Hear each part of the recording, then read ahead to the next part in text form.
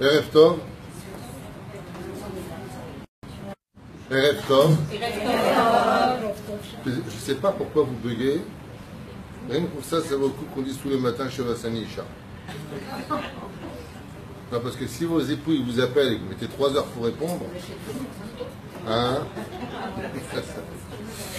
Tov, on est ce soir le mardi 24 du mois d'octobre, le 5 du mois de Cheshvan. On dédiera ce show pour l'élévation de l'âme de Claudine Chamesha Batnoria Trouka, Aléa Shalom, pour l'élévation de l'âme de Félix Ben Esther, pour Mordechai Ben Yehuda Ben Adi, pour Refoua Shlema de Dominique Bat Alia, Refoua Shlema de Colette Oraïda Bat Rivka Bezrat Hashem, Refoua Shlema pour Dana Cohen, voilà, ça c'est pour les noms qui m'ont été donnés ici, pour les gens qui sont là, Refoua Shlema pour Steve Abraham Ben Sultana, Chaim Tovim Shalom, attendez un instant, j'ai pas fini,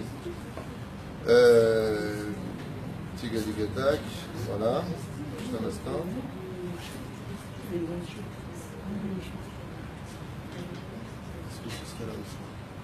Une grande réfoua shlema Bezrat Hashem pour Shlomo Ben Tamo.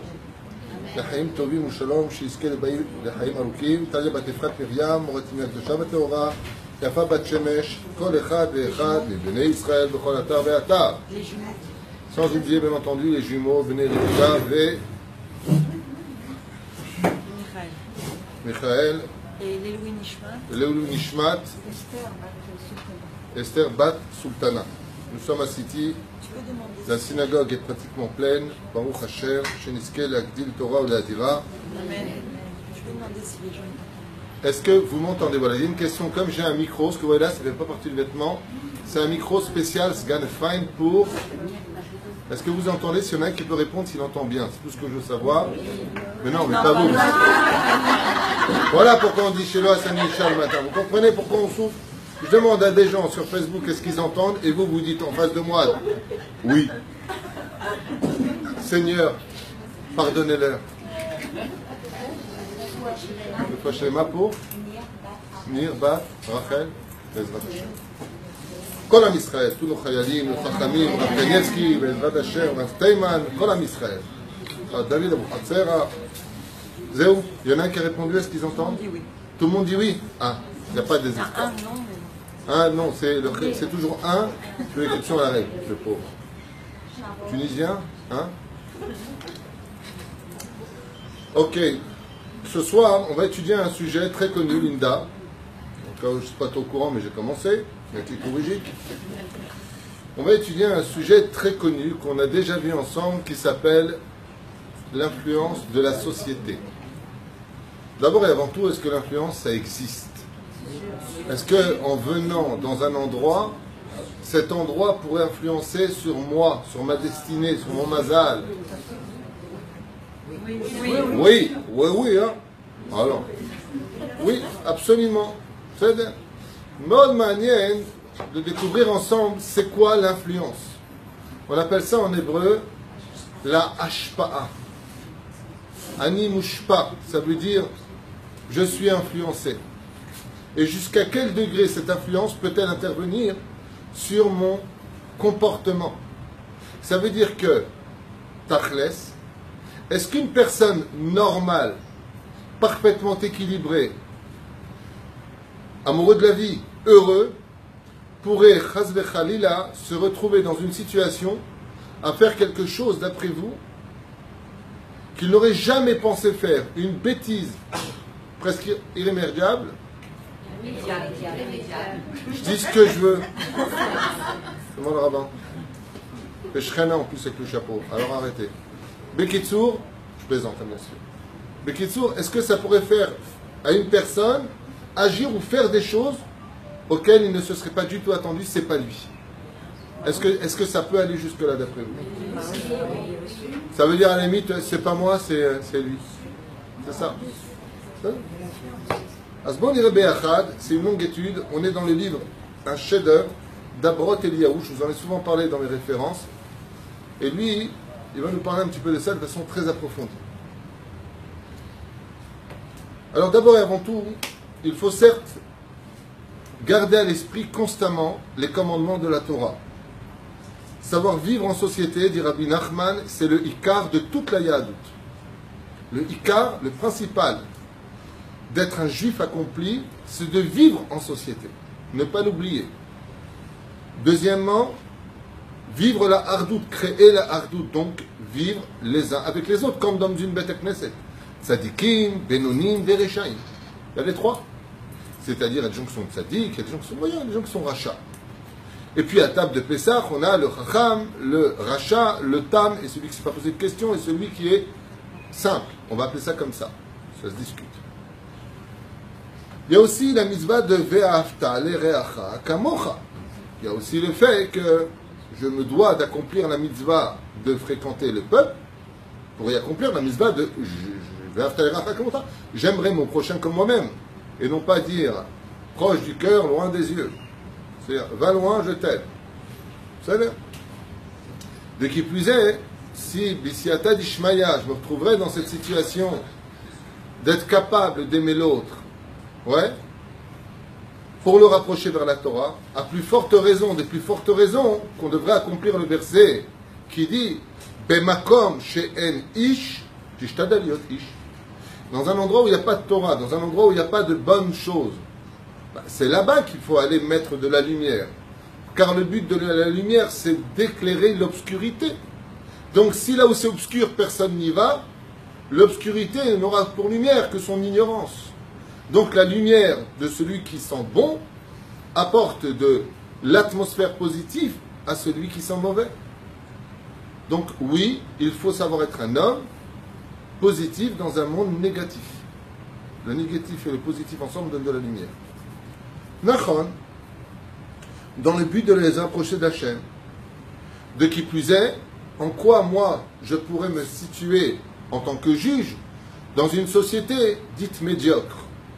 On n'est pas là pour juger, on est là pour aider. C'est pas fini. Les lois du Lashon Hara et du Motzi Shemra nous interdisent de critiquer. Ce qui fait que, on va faire un cours sur ça pour lui-même, mais ce qui fait que quand on se trouve dans quelque part, tout à l'heure j'étais avec quelqu'un pour choisir un appartement, pour trouver un appartement pour quelqu'un d'autre, et la personne me dit du mal des Israéliens. Ouais, je fais une Mirpesset, ils ont appelé la Iria, les Israéliens sont jaloux. Je dis, l'onachon, c'est sheker, t'es tombé sur quelqu'un qui peut-être ça l'a dérangé. Aval, ce qu'il a dit, il ne se rend pas compte, c'est extrêmement grave. Rien que pour ça, la terre d'Israël peut le vomir. Ne dis pas du mal du peuple. Ouais, mais c'est des vérités. Le Lashon Hara, c'est des vérités. Chutz misé, c'est pas la vérité. Pose la question au voisin. T'es monté le voir, me poser la question pourquoi? Non. Alors tu ne peux pas savoir. Aval, quoi qu'il advienne, al tavo lishpot, ne viens pas juger. Et ne viens pas critiquer. Ce que je vous dis maintenant, ce sont des ordonnances de la Torah. Un des plus grands problèmes de notre génération 2017 de l'ère vulgaire, c'est la critique de l'autre. On se poste toujours en tant que juge. Quoi que l'on dise à l'autre, que ce soit pour Shabbat, que ce soit pour les habits, que ce soit pour tout ce qui existe, on a toujours l'impression de nous d'être bons pour se permettre de dire à l'autre ce qui est mauvais chez lui. Alors que dans le but absolu, il serait bon de voir d'abord ce qui est bon chez l'autre, de voir ce qui est mauvais chez nous, pour que notre exemple de bonne conduite soit un exemple pour l'autre.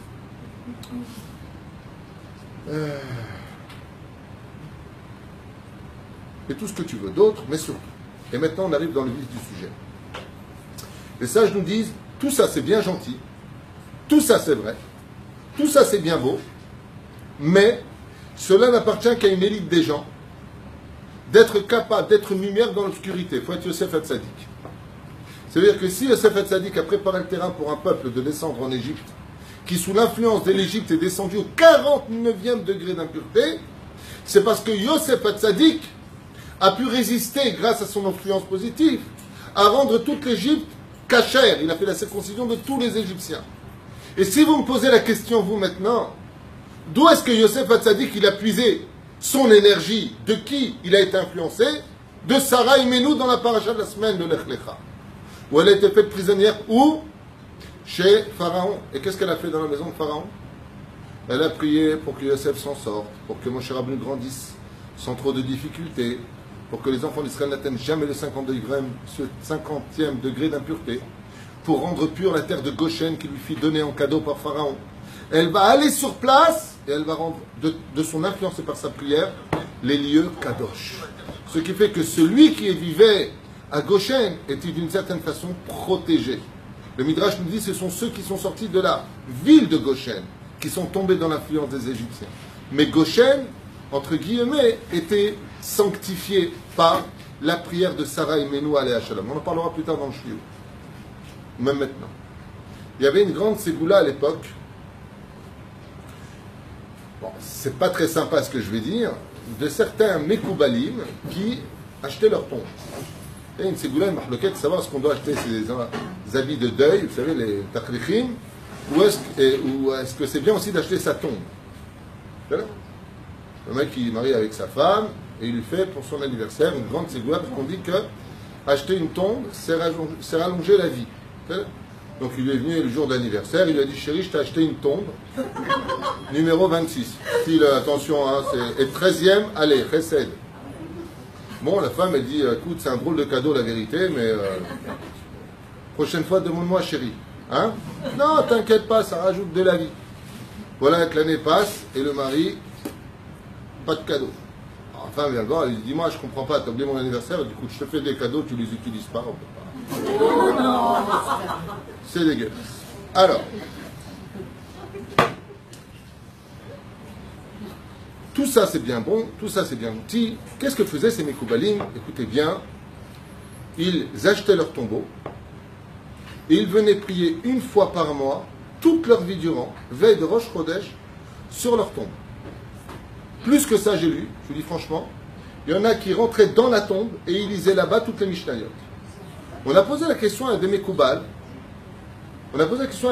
qui faisaient ça, et on lui a dit, comment se fait-il que vous venez ici dans cette tombe, ouais, pour lire à l'intérieur d'un trou dans le cimetière des Mishnayot? La matin, c'est. Il a dit, parce que le jour de ma mort, je ne suis pas sûr que mes enfants vont s'occuper de moi, vont faire des Mishnayot, alors je suis en train d'embaumer ma dernière demeure, entre guillemets, de ma Torah à moi. Comme ce grand sage qui avait l'habitude d'étudier toute sa vie sur sa tablette, et à l'âge de 101 ans, quand il est décédé, la seule chose qu'il a demandé, il a dit, arrachez ma tablette de mon standard et mettez-le sous ma tête, pour que son influence de l'étude me protège dans la tombe. Ad Kedekar. Mashma Mikan, que l'influence existe sur tout ce qu'on va approcher. Et pour pouvoir lutter contre l'influence, il faut être un gibor, il faut être Sarah Imenu, il faut être Yosef Etzadik, il faut être un chaliach du rabbi. Et pourquoi il faut être un chaliach du rabbi? Parce que le rabbi n'envoyait pas n'importe qui, n'importe où.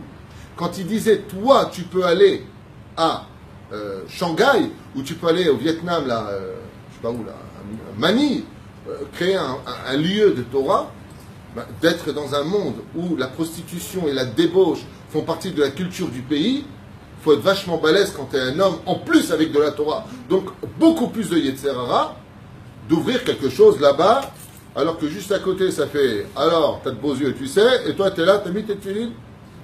Il faut être vachement balèze.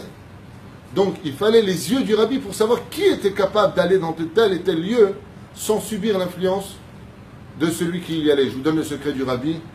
Le rabbi, quand il envoyait quelqu'un, il priait constamment pour qu'aucune takala, aucun défaut ne sorte de ses shlichim.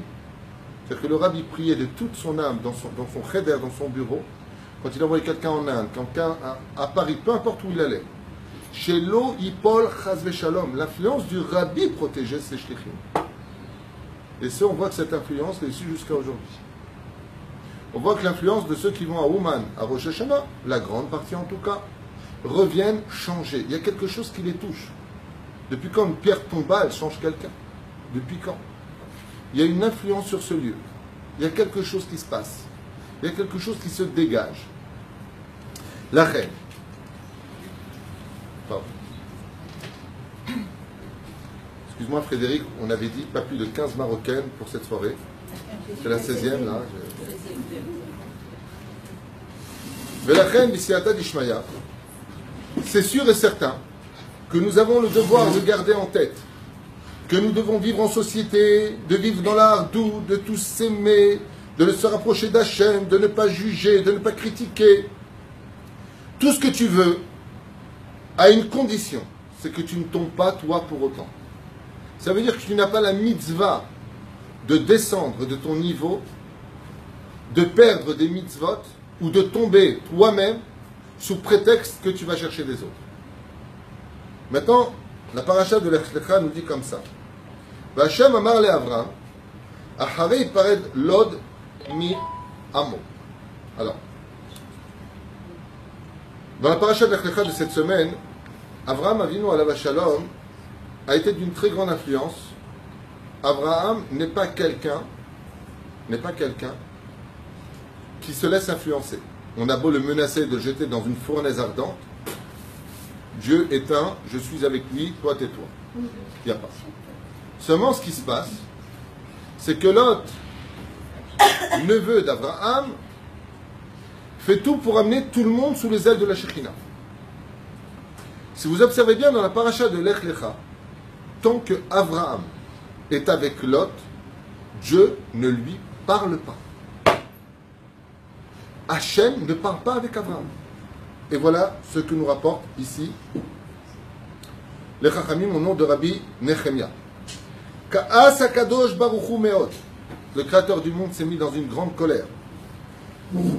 Quand Lot s'est mis à accompagner Abraham, qu'est-ce que tu veux qu'il fasse Abraham? Il sauve des étrangers, il ne sauve pas son neveu, fils de son frère, alors que lui-même est stérile. Amar HaKadosh Baruch Hu. Dieu répondra à Abraham. Ani amartilo lezar acha natati et haaretz azot. Pourquoi est-ce que tu le prends avec toi, lui? Ben, c'est ma famille, c'est mon neveu, c'est le fils de mon frère, il est gentil. Bon, c'est vrai qu'on se ressemble comme deux gouttes d'eau. Mais Hachem, moi je ne suis pas influençable. Ok? Donc si je fais faire tchouva à tous ces goïms qui sont derrière moi, Vayahu Abraham Imkol Nefesh, Asher Asa Becharan, il est venu avec plein de convertis, Abraham. Il dit, mon propre sang, le frère de Sarah, ma femme, je ne le prends pas. C'est mon neveu et mon beau-frère. Je ne le prends pas. Ça veut dire que déjà que j'ai laissé mon père crever là-bas, comme le rappelle Rashi, en Mésopotamie, je m'en vais, je le laisse et il meurt sur la route. Dieu l'a fait mourir pour pas qu'Abraham ait de remords. Si bon, maintenant qu'il est mort, tu peux partir. Mais en plus de cela, le seul parent qui me reste,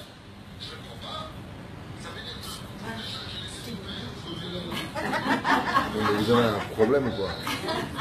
Je suis là, qu'est-ce que t'écoutes le... Bon, en tout cas, on entend bien. Ah, le micro, il est bon. Merci, Yosef Lalou. Velachel, il dit comme ça. Comment se fait-il que moi, qu'est-ce que vont dire les gens? J'ai laissé un père derrière. Bon, tu m'as fait mourir juste à temps à 205 ans. C'est déjà dur pour moi. Abraham, le respect des parents. Et en plus de ça, mettre en mon seul neveu, qui est mon seul sang. Haran est mort. C'est où? Lui, le frère, il est mort, brûlé dans la fournaise ardente. Ok? L'autre aussi, il est mort. Qu'est-ce qu'il me reste? Il ne reste personne. Il ne me reste personne. C'est mon seul sang. J'ai ma femme, j'ai lui, j'ai personne d'autre. Et en plus, ma femme est stérile et moi aussi. Qu'est-ce qu'on fait? Dieu lui répond. Ok, reste avec lui. Ve'u matbik lot ben achiv. Alors sache qu'il sera sur toi comme une sangsue. Voilà. וכן מובא בבעלי התוספות, שנחלקו הקדוש ברוך הוא בית דינו. בית דין אומרים, יהרג אברהם ויעניש. מפני חבורת לוט. Dieu lui dit, alors sache, tes bien les mots ils sont très durs. Il dit à Abraham, alors sache que le beit din d'en haut s'est réuni en ce qui te concerne, et que tu es chayav mita. Tu es condamné à mort. Abraham, tu ne mérites pas de vivre. Il lui a dit, mais pourquoi? Qu'est-ce que j'ai fait? Je suis rentré dans le feu pour toi, Hachem. J'aurais pu être blindé. J'aurais pu être le vice-roi avec Lot. Il était comme un fou pour moi. Il m'a dit, toi et moi, ensemble, on peut changer le monde dans le mal. Et moi, je suis resté fidèle. Parce que je prends mon neveu avec moi. Amar le Kadosh Baruch Hu, Beddin Shel Ma'ala, le Beddin d'en haut, estime que tu es condamnable à mort. Vous saviez ça? Non, mais c'est le but de l'étude. Le Mazal Meta, le Mazal Haïm. Il lui dit, c'est très simple. Ou maintenant t'arrêtes tes bêtises avec celui-là, ou on fait passer ton mazal de la vie au mazal de la mort. Et si tu ne sais pas, on fait passer ton mazal de la mort au mazal de la vie. Qui c'est qui lui parle maintenant? Hachem. וכן מובא במדרש, תנחומה, פרצה וייצא, Kol zman sharacha imo aya adibour poresh mimeno. Noir sur blanc, Midrash Tanchuma nous dit, tant que Abraham était avec ce rachat qui était Lot, ouais, Dieu lui disait, je n'ai rien à te dire, je ne te parle pas. Alors j'ai une question qui vaut de l'or. La réponse, elle vaut du platinium. Non, je sais ça par rapport à la carte Visa. Il y a or, il y a platinium, il y a noir, il y a transparent. Transparent, c'est quand il n'y a plus rien sur le compte. Pourquoi Hachem, qui veut tellement que la grandeur du tzaddik, le chassid, qui va chercher le plus grand des rachats, où que tu sois, je te sortirai du Gehinam. C'est pas ce qu'a dit Rabbi Nachman. D'ailleurs, je voudrais faire une parenthèse. Rabbi Nachman n'a jamais dit, si tu viens sur ma tombe, à Rosh Hashanah, je te sortirai du Gehinam. C'est du sheker gamour. Ce qui marque dans le l'écouter Moharan, derech Hagav, ou après Moharan, tous les Rabbi Nachman, il dit, je ferai tout pour t'en sortir. Lisez bien l'hébreu, arrêtez de traduire comme ça vous arrange. C'est-à-dire, Rabbi Nachman dit, je ferai tout. Il t'a pas dit, je le ferai. Est-ce que c'est par humilité ou par autre chose? Quoi qu'il advienne, ici on a quelqu'un devant qui, Kadosh Baruch Hu lui dit, Habibi, tant que tu es avec ce rachat, moi, toi, l'olech, va te cuire un œuf. Je ne reste pas avec toi. Ma question c'est pourquoi?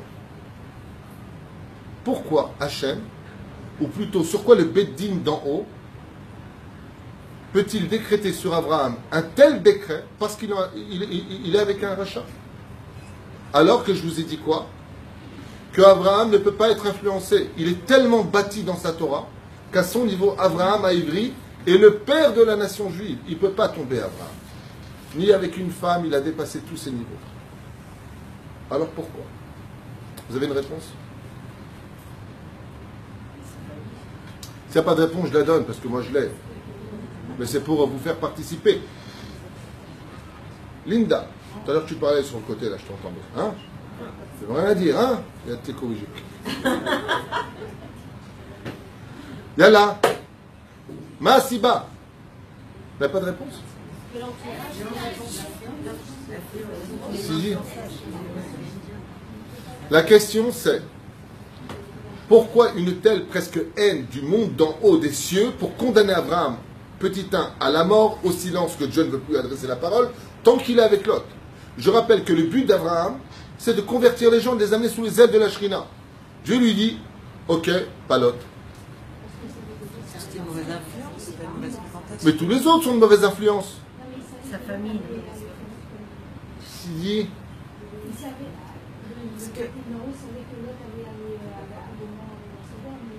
Non, ça c'est après. On ne juge pas un homme dans l'avenir, toujours au présent. L'autre, il était pendant très très longtemps avec Abraham. Et l'influence d'Abraham n'a pas marché sur l'autre. Zatchouba, pas shoot. Zatchouba. Qui a élevé Lot?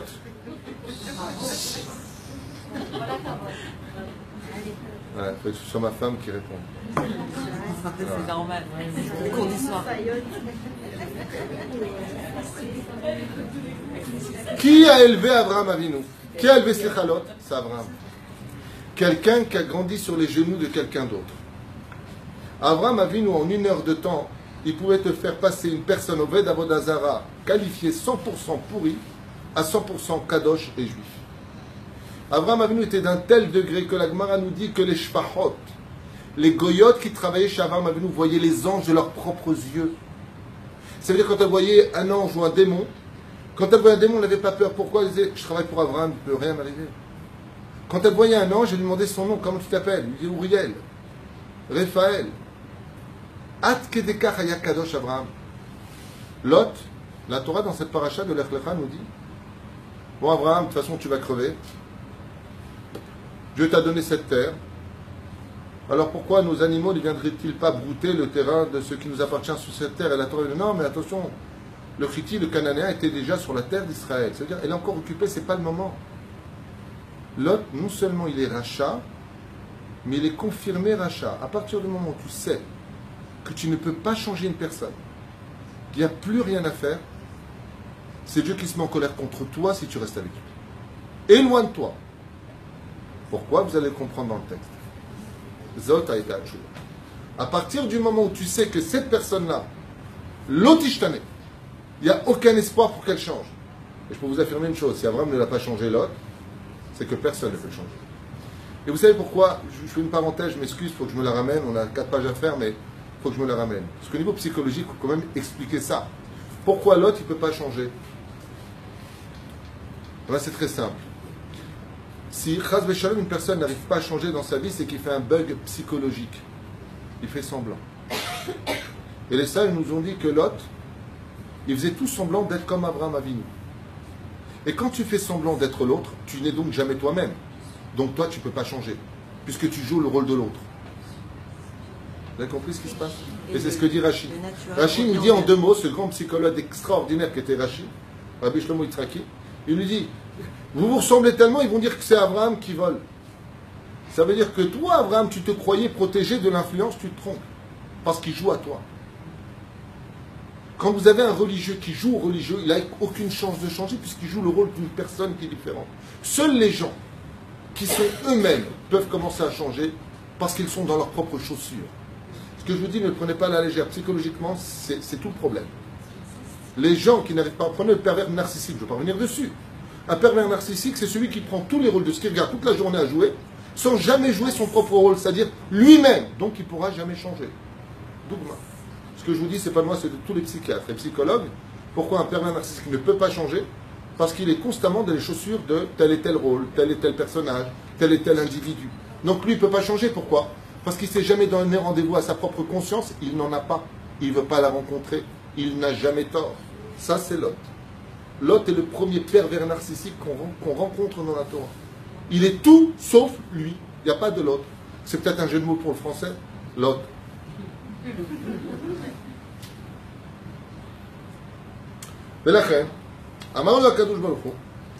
Des fois, Hachem n'écoute pas les prières.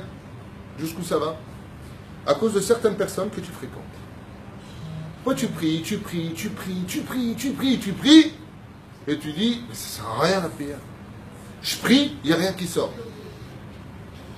Tout comme Akadosh Baruch Hu n'a pas entendu les plaintes d'Abraham et ne lui a pas parlé, de la même façon, des fois, à cause d'une de tes fréquentations, Hachem ne veut pas t'écouter.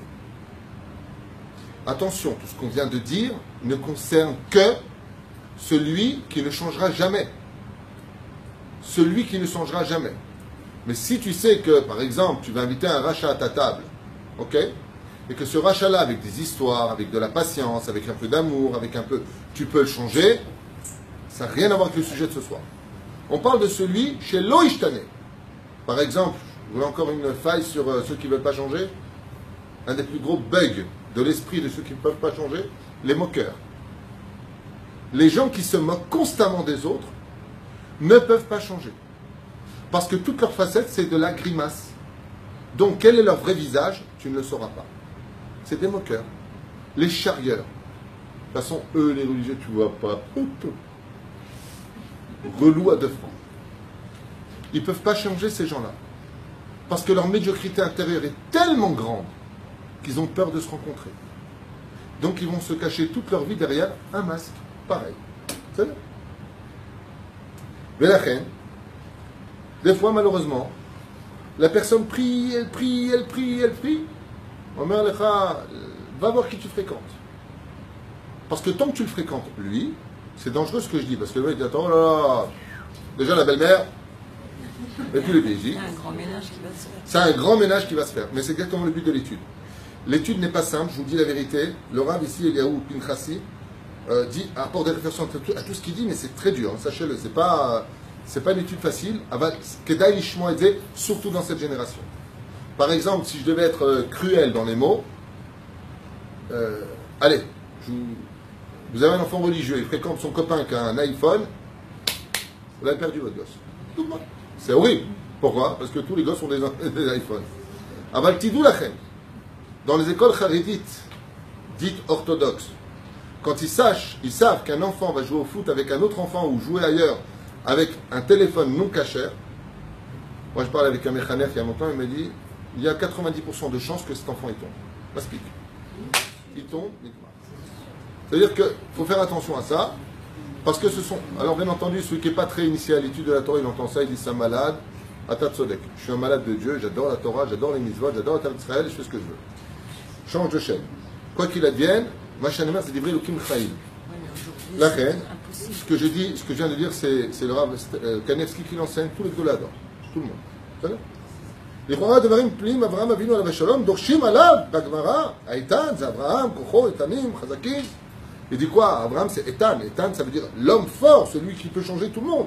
Avec Kol Haolam Kulo Chai, et Chayav et Baalede Avodah Zara. Abraham Avinu il a fait faire tchouva à toute la terre, il a rendu un peuple monothéiste. Abraham Arverak Alamet Shelo, personne ne peut le faire tomber. Au Meshiv et tchouva qui dira avec Marambam, Shiber Tselamim, il a été capable, bon là il s'est fait une grande liste. Il a été capable de casser la boutique de son père. Il a été capable de rentrer dans une fournaise ardente. Il n'a pas hésité à aller dans un endroit où Dieu lui dit même pas où il doit aller. Il n'a pas de problème, il ne pose pas de questions à Abraham Avinu. Il est complètement intègre avec son Créateur et Dieu lui dit, tant que tu es avec lui, ça ne le fera pas.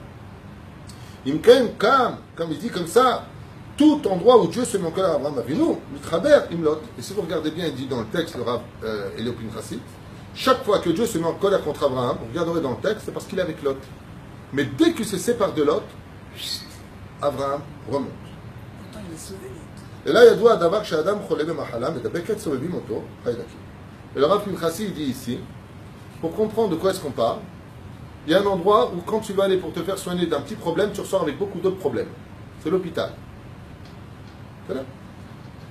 Il y a une histoire à Paris, le Méchanet, de quelqu'un en bonne santé qui est parti voir quelqu'un de sa famille qui était dans un état pas très sympathique à l'hôpital. Et il est ressorti avec un haïda qui l'a tué. Ça veut dire que un microbe, comme par exemple, il y a des maladies comme la... Quoi? Docteur, les maladies qui émettent la béquette.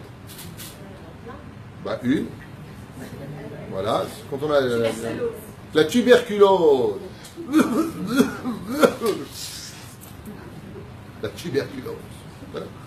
Au Japon, ils ont tous des masques anti-tuberculose. C'est là. La tuberculose. Ben, la tuberculose, t'as un mec qui est malade, et qu'est-ce qu'il a? La tuberculose. Parce que là, ça parle. Le problème, c'est que dans l'air, docteur, vous me dites si je me gourre, il va lâcher des poustillons, des microbes tout petits. Il dit ici, et cette mahala, si elle est tout simplement respirée par la narine de quelqu'un ou dans la bouche, nigmar, il a cette maladie. C'est-à-dire que les microbes, les virus sont capables, alors qu'ils appartiennent à une personne, de toucher l'autre et de le rendre exactement comme le malade lui-même. C'est l'exemple qu'il te donne sur le domaine de l'influence. Tu vois bien qu'il y a des maladies qui sont transmissibles. Il dit bien, sache que la HPA est transmissible. Pour le meilleur comme pour le pire. Que le corps lui-même a été fait de telle façon à ce que, comme il dit ici, si tu viens maintenant pour boire un verre d'eau et qu'une personne te dit, tu sais, je suis pas sûr, mais je crois que quelqu'un a mis du poison dedans. Mais je suis pas sûr du tout que c'est du poison. Tu bois le verre d'eau? Pourquoi tu bois pas le verre d'eau? Je vais pas prendre de risque. Attends, on sait jamais. Ouais. Il dit, c'est exactement pareil. C'est pour ça que la Torah nous a mis en garde.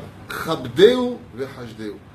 Quand tu reçois quelqu'un chez toi, quand tu fréquentes quelqu'un, avec les gens avec qui tu travailles, que ce soit dans la société, avec tes soi-disant amis, je ne veux pas être péjoratif, mais prenons le mot, le taureau par les cornes. Chabdeu, respecte tout le monde. Hashdeu, prends tes distances avec tout le monde. Comment savoir? Hein? Comment savoir? Le temps donne toujours des réponses. On a besoin d'apprendre dans la vie pour savoir où est-ce qu'on met les pieds. Par exemple, tu es dans une chavoura de gens qui passent leur temps, bah, tu veux des simanim dès maintenant, je te donne. Dès que tu as des gens qui sont constamment en train de se plaindre, leur vie c'est se plaindre. Se plaindre, se plaindre, se plaindre, se plaindre, se plaindre. Leur mari c'est Hitler, la belle-mère c'est la sorcière de, comment ça s'appelle, Merlin l'Enchanteur, ses enfants, alors je te raconte pas, c'est Horace et Jasper, sa voiture c'est la voiture de Cruella, son travail, alors je te raconte même pas, c'est le mec il est noir, tu vois ce que je veux dire? Éloigne-toi. Ça s'appelle une poisse. Il y a des gens, tu les fréquentes, ça va. Toute leur vie, elle est noire. Alors que quand tu connais bien leur vie, comme toi et moi, on a une discussion hier, je t'ai parlé de telle et telle personne espérant que ça aille mieux pour lui, tu m'as dit non. Il y a une période, c'était, ah, je ne savais pas, je suis content de l'entendre. Parce que tu as l'impression que le mec, il était creux, quoi. Oui, non, après, c'est des périodes. Non, aval, encore une fois, faire très attention de fréquenter des gens qui voient positif, parce que leur négativité, et je peux te le dire dans mes rendez-vous, je peux te promettre, tu vois des gens qui n'arrêtent pas de... Remets, tu ressors, t'as une remets. Tu les vois, t'as une remets. Comment ça va? Wally, il vient. Qu'est-ce qu'il y a? Il va me mettre la rhum, le soleil, il va s'éteindre. Ça c'est vrai, mais tu as des gens qui sont de mauvaises influences, qui ont la joie de vivre, qui rigolent, qui t'amènent, avec qui tu sors, avec qui tu machin. Mais c'est pareil. Alors, Dans le meilleur comme pour le pire. comment les détecter? Par exemple, on peut tous admettre qu'on a tous dans notre société des gens, quand on les voit, on est content de les voir. Ils apportent une joie de vivre. D'accord? Et puis tu en as d'autres. Tu sais que quand tu vas les rencontrer, par exemple, tout de suite, tu sais qu'ils vont te demander quelque chose. Par exemple, vous avez remarqué ça? Allô? Shalom, comment ça va être ça? Alors? Tu dis alors, juste comme tu es pressé, pourquoi tu m'appelles? D'accord? Alors, tu sais, pour ta maison à Elat, tu penses que tu seras au mois d'août là-bas, toi? Tu sais, pour le... Et d'un coup, tu dis, ah non, non, rien, je veux juste savoir de tes nouvelles. Je pensais à toi, savoir si tu avais besoin de rien. Allô? Est-ce que vous êtes normal de l'autre côté? Vous n'êtes pas normal. Vous me proposez de me demander comment je vais pour moi. C'est rare. C'est rare. C'est pas, comme tu l'as dit, appelle-moi si tu as besoin de rien. Mais pour en revenir à ce qu'on disait, il y a des gens qui, de par leur conduite, azov l'influence de qui que quoi dans lequel. Leur présence, Rabbi Moshe Léry m'en avait beaucoup parlé. Et j'ai peur de vous parler de ça parce que les gens vont tout de suite. Ah ouais. Une fois, Rabbi Moshe Zatzal était assis, donc on était assis ensemble dans une soirée. Et une femme vient et s'approche avec son mari. Rabbi Moshe se lève directement, sort de la salle et me demande de raccompagner tout de suite chez lui. Je dis, mais Kvodara, on vient d'arriver. Je viens d'avoir mon permis. Vous me demandez de conduire la nuit. Moi, je voulais rester en réalité. Moi. Et il me dit tout de suite. On est arrivé en bas de chez lui. Et je dis, voilà, je vais apprendre de vous. Pourquoi vous êtes levés dès qu'ils sont arrivés? Il m'a dit, il y a des gens, alors allez lever leur alechem, que de rester juste à côté d'eux, ils peuvent te détruire tout ce que tu as. Ce sont ces mots à lui. Alors bien entendu, prenez pas ça maintenant pour compte. Ah, tu vois ta cousine, tu vois son œil. Chaque fois qu'elle vient, il y a un vase qui se pète. Le verre il tombe. Le petit il est tombé sur le genou. C'est ton œil de ta cousine. Non, on n'est pas dans des délires comme ça. Mais il y a des gens qui, béhémet, vont dégager d'eux, la Gemara en parle des Rechaga, Yeshem Ashpara, même dans les organisations, des fois, tu vas organiser un voyage, on te dit telle et telle personne, tu dis non. Par exemple, parlons clair, parlons peu et parlons bien, il y a des gens qui viennent, ils adorent se battre, ils adorent faire des histoires. Et tu le vois, quand tu organises des trucs, ah non, non, non, non, tu lui dis pas qu'on voyage, non, non, non, pas dans le groupe. Pourquoi? C'est des gens histoires. Ils adorent se prendre la tête, ils te pourrissent l'ambiance. Ou la rabbinite va dire, alors Rabbi Chayta Iblomet a dit, non, non, il n'a pas dit. Même s'il n'a pas dit, de quoi tu parles, toi? De quoi tu te mêles? Non, non, non, non. Il y a des gens, ils veulent vivre pour eux, ils vont se servir d'eux. Tu n'as pas envie d'être avec eux.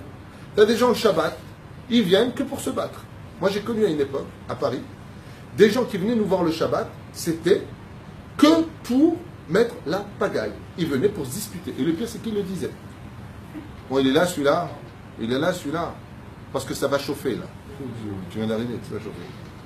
Oui, parce qu'un jour, je suis venu, tu ne m'as pas dit bonjour. Calme-toi, prends un joint, je sais pas, cool. Alors, on מקבל את דעותיו של אברהם אבינו. ולכן ידיע הקדוש ברוך הוא כעס על אברהם אבינו, וסילק שכינתו ממנו, בהיותו שייך לדבר עם אברהם, לדבר עם אברהם כל זמן שהרשע בסביבו נדבק בו. On a un klal, il dit le Rav. Si tu fréquentes des réchaïm, dont tu es certain que tu ne peux pas changer, c'est le créateur du monde qui, lui, par contre, s'éloigne automatiquement de toi. Al titraber la racha. Ce que je vous dis des Rechagav, c'est marqué dans ma Sechet Avot. Al titraber la racha. Tu n'as pas le droit d'être ami avec un rachat. Al titraber. Qu'est-ce qu'on appelle rachat? Alors, qu'est-ce qu'on appelle rachat? Dans le cours d'aujourd'hui, ce qu'on appelle rachat, c'est celui qui est mauvais mais qui ne veut pas changer. C'est celui qui, dans le cours d'aujourd'hui, parce que sinon, c'est quoi un rachat? Le mec qui est pas chez Shabbat, le mec qui fait ici. Non. Le rachat, dans notre cours d'aujourd'hui sur l'influence, c'est celui qui ne veut pas changer. Il n'est pas prêt à faire teshuva. Ça veut dire revenir en arrière. Il ne veut pas. Il sait que c'est le émet, ou il ne veut pas. Ou alors, il n'est pas changeable. Et comment on peut savoir qu'il ne veut pas faire teshuva? Ça veut... Hein? Comment on peut savoir qu'il ne veut pas faire teshuva? Ben, c'est très simple. Beaucoup de gens pourront vous en parler parce qu'ils ont vécu l'expérience. Il y a eu comme ça à Jérusalem, Tiebanem et Tikonen en 1989, une famille qui vivait paisiblement, tranquillement, religieusement, dans leur appartement à Kiryat Moshe. Et voici qu'un cousin des États-Unis, très bon chez Sgan Fine, vient pour passer des vacances en Israël chez eux, donc chez tonton. La mère lui a dit, tu sais mon fils, tu es religieux, je ne sais pas si c'est bien qu'il vienne chez toi. Ah, qu'il vienne. Non mais attends, mon fils il va tous les soirs en boîte. Mon fils il regarde des choses qu'il ne faut pas regarder, mon fils est avec des gonzesses, il n'est pas avec des juifs, t'es sûr? Envoie-le, la douche d'Israël, moi t'inquiète pas, je vais le prendre en main, il serait temps d'eux. Et la sœur lui dit, bon, alors fais quand même attention à tes enfants parce qu'il n'est pas simple. 2 semaines. Ce monsieur m'a appelé pour m'occuper de son fils, qui était Bachour Yeshiva, des clous dans la bouche, des clous dans les oreilles, plus de kippa, plus de Shabbat, plus de kashrut. En 2 semaines. Il lui a montré tout ce qu'il regardait sur Internet, il lui a pourri sa vie. Il a pourri la vie de toute la famille. Dans ce cas-là, il y a une mitzvah de dire à cette personne, prends ton billet d'avion, retourne chez ta mère. Ça veut dire qu'encore une fois, on a dit tout à l'heure, il faut vivre en société, il ne faut pas se juger, mais à la condition où ce que toi tu fais, et ce que je vais dire va être encore plus dur dans l'éducation, même vis-à-vis des beaux-parents et des parents. Tes propres parents ne sont pas religieux. Ils sont hostiles à la Torah. Ils ne veulent pas de... Tu dis avec tes enfants, les enfants ils mangent cachère, les emmenez pas là-bas, emmenez-les là. D'accord? Tes propres parents, qu'est-ce qu'ils font? Ils te l'emmènent d'Afka là où c'est pas cachère. Tu as la mitzvah de ne pas leur donner leurs enfants. Les Chachamim, ils disent tout celui qui donne son fils entre les mains de parents qui n'ont pas de crainte du ciel, et comme si qu'il est assassiné. Ouais, je vais me faire déchirer sur Facebook. C'est ce qui a marqué, je vous promets que je l'ai lu. Wallah, c'est pas bon. Ad Kedekar. Pourquoi? Parce que tu viens de mettre l'avenir de tes enfants en danger. Alors bien entendu, c'est plus, on va plus, qu'il n'y ait pas de notion après secours en disant, mais attends, n'importe quoi. Alors maintenant, plus personne ne se fréquente. Alors chacun va vivre chez lui. C'est pas ça du tout le truc. Parce que grâce à Dieu, quand vous voyez ce qui se passe en Israël et dans le monde, tout le monde fait tchouva. Baruch Hashem, il y a une énorme teshuva. Donc très peu de gens sont concernés par ce qu'on dit aujourd'hui. Mais c'est juste à retenir sur le symbole de la vivre en société dans l'influence. Mais la reine Omer Kacha, je finis avec ça, Sikou, Kol Od Tzadik Yachol Ashpia Ala Saviva, ce que tu as dit. Tant que le Tzadik qui dit ici, il peut influencer dans la société, mitzvah pour lui de rester, mitzvah pour lui d'aider les autres, mitzvah pour lui de tout faire pour les relever et les amener sous les ailes de la Shrina. Mais, si après maintes et maintes reprises, cette société n'est pas valable, tu as le devoir de te séparer. Qui, juste avant cet événement de l'Ech Lecha, nous a appris cette grande leçon de morale qu'Abraham ne reçoit pas? Le déluge. Pourquoi il lui dit à Noé, fais-toi une arche, je vais détruire le monde? Parce que le seul qui était influençable, c'était qui? Sur la terre entière, Noé. Il n'y avait que Noé qui était influençable. Tout le reste n'était pas influençable. Et Noé n'a pas cru en ça. Noé il a dit, mais c'est pas possible. Je veux dire quoi? Ils ne vont pas changer les gens? Il y a des gens qui ne changeront jamais. Tu ne peux pas les changer. Parce qu'ils auront toujours raison. Ils ne seront même pas capables de se remettre en question. Zenora Me'ayam. Alors dans ce cas-là, on ne va pas prendre des pierres et leur jeter. Mais dans ce cas-là, ce qu'on fait, c'est un bilan de sa famille. Est-ce que ma famille est mise en danger par leur fréquentation? Si c'est le cas, on s'éloigne. On fait comme Abraham. Si tu vas à droite, je vais à gauche. Tu es où en vacances? Dans le sud, je vais dans le nord. Tu es dans le nord, je vais dans le sud. Pas parce que je t'aime pas parce que je te juge, pas parce que je ne suis pas d'accord avec toi.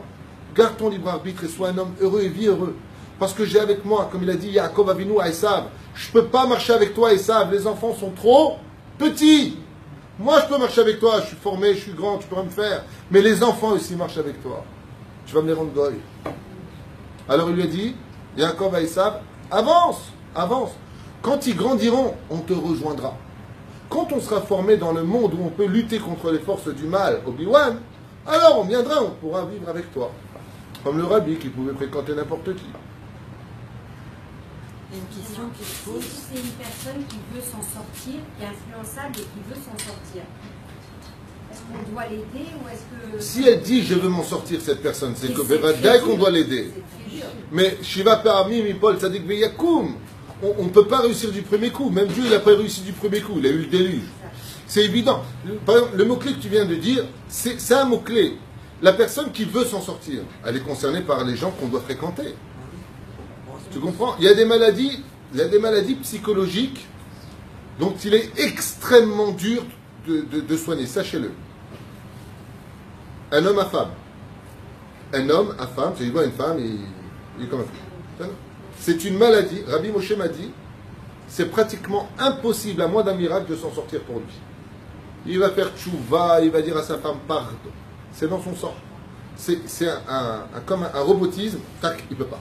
C'est une maladie. L'argent, c'est une maladie.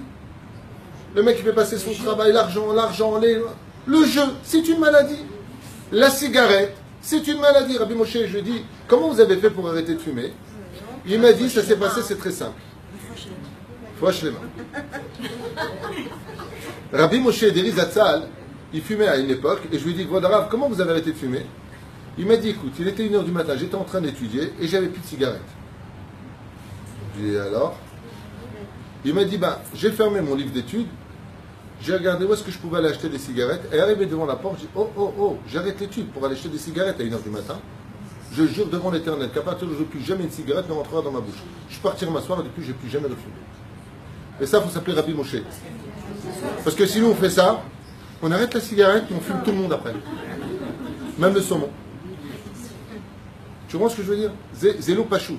Mais il y a des maladies où cette personne-là, elle va demander de l'aide. Les gens qui ont des fétichismes, les gens qui ont des vices en eux, des tocs, c'est très dur. Ces gens-là, ce n'est pas du tout ceux-là dont on parle. Ce sont des gens qu'on doit aider. Mais d'autre côté, tu as un mec à femme, ok? Le mec, il le fréquente et il lui présente sa femme. Il n'est pas intelligent. Ce que je vous parle, ce n'est pas des exemples stables, c'est des exemples qui arrivent tous les jours. D'accord?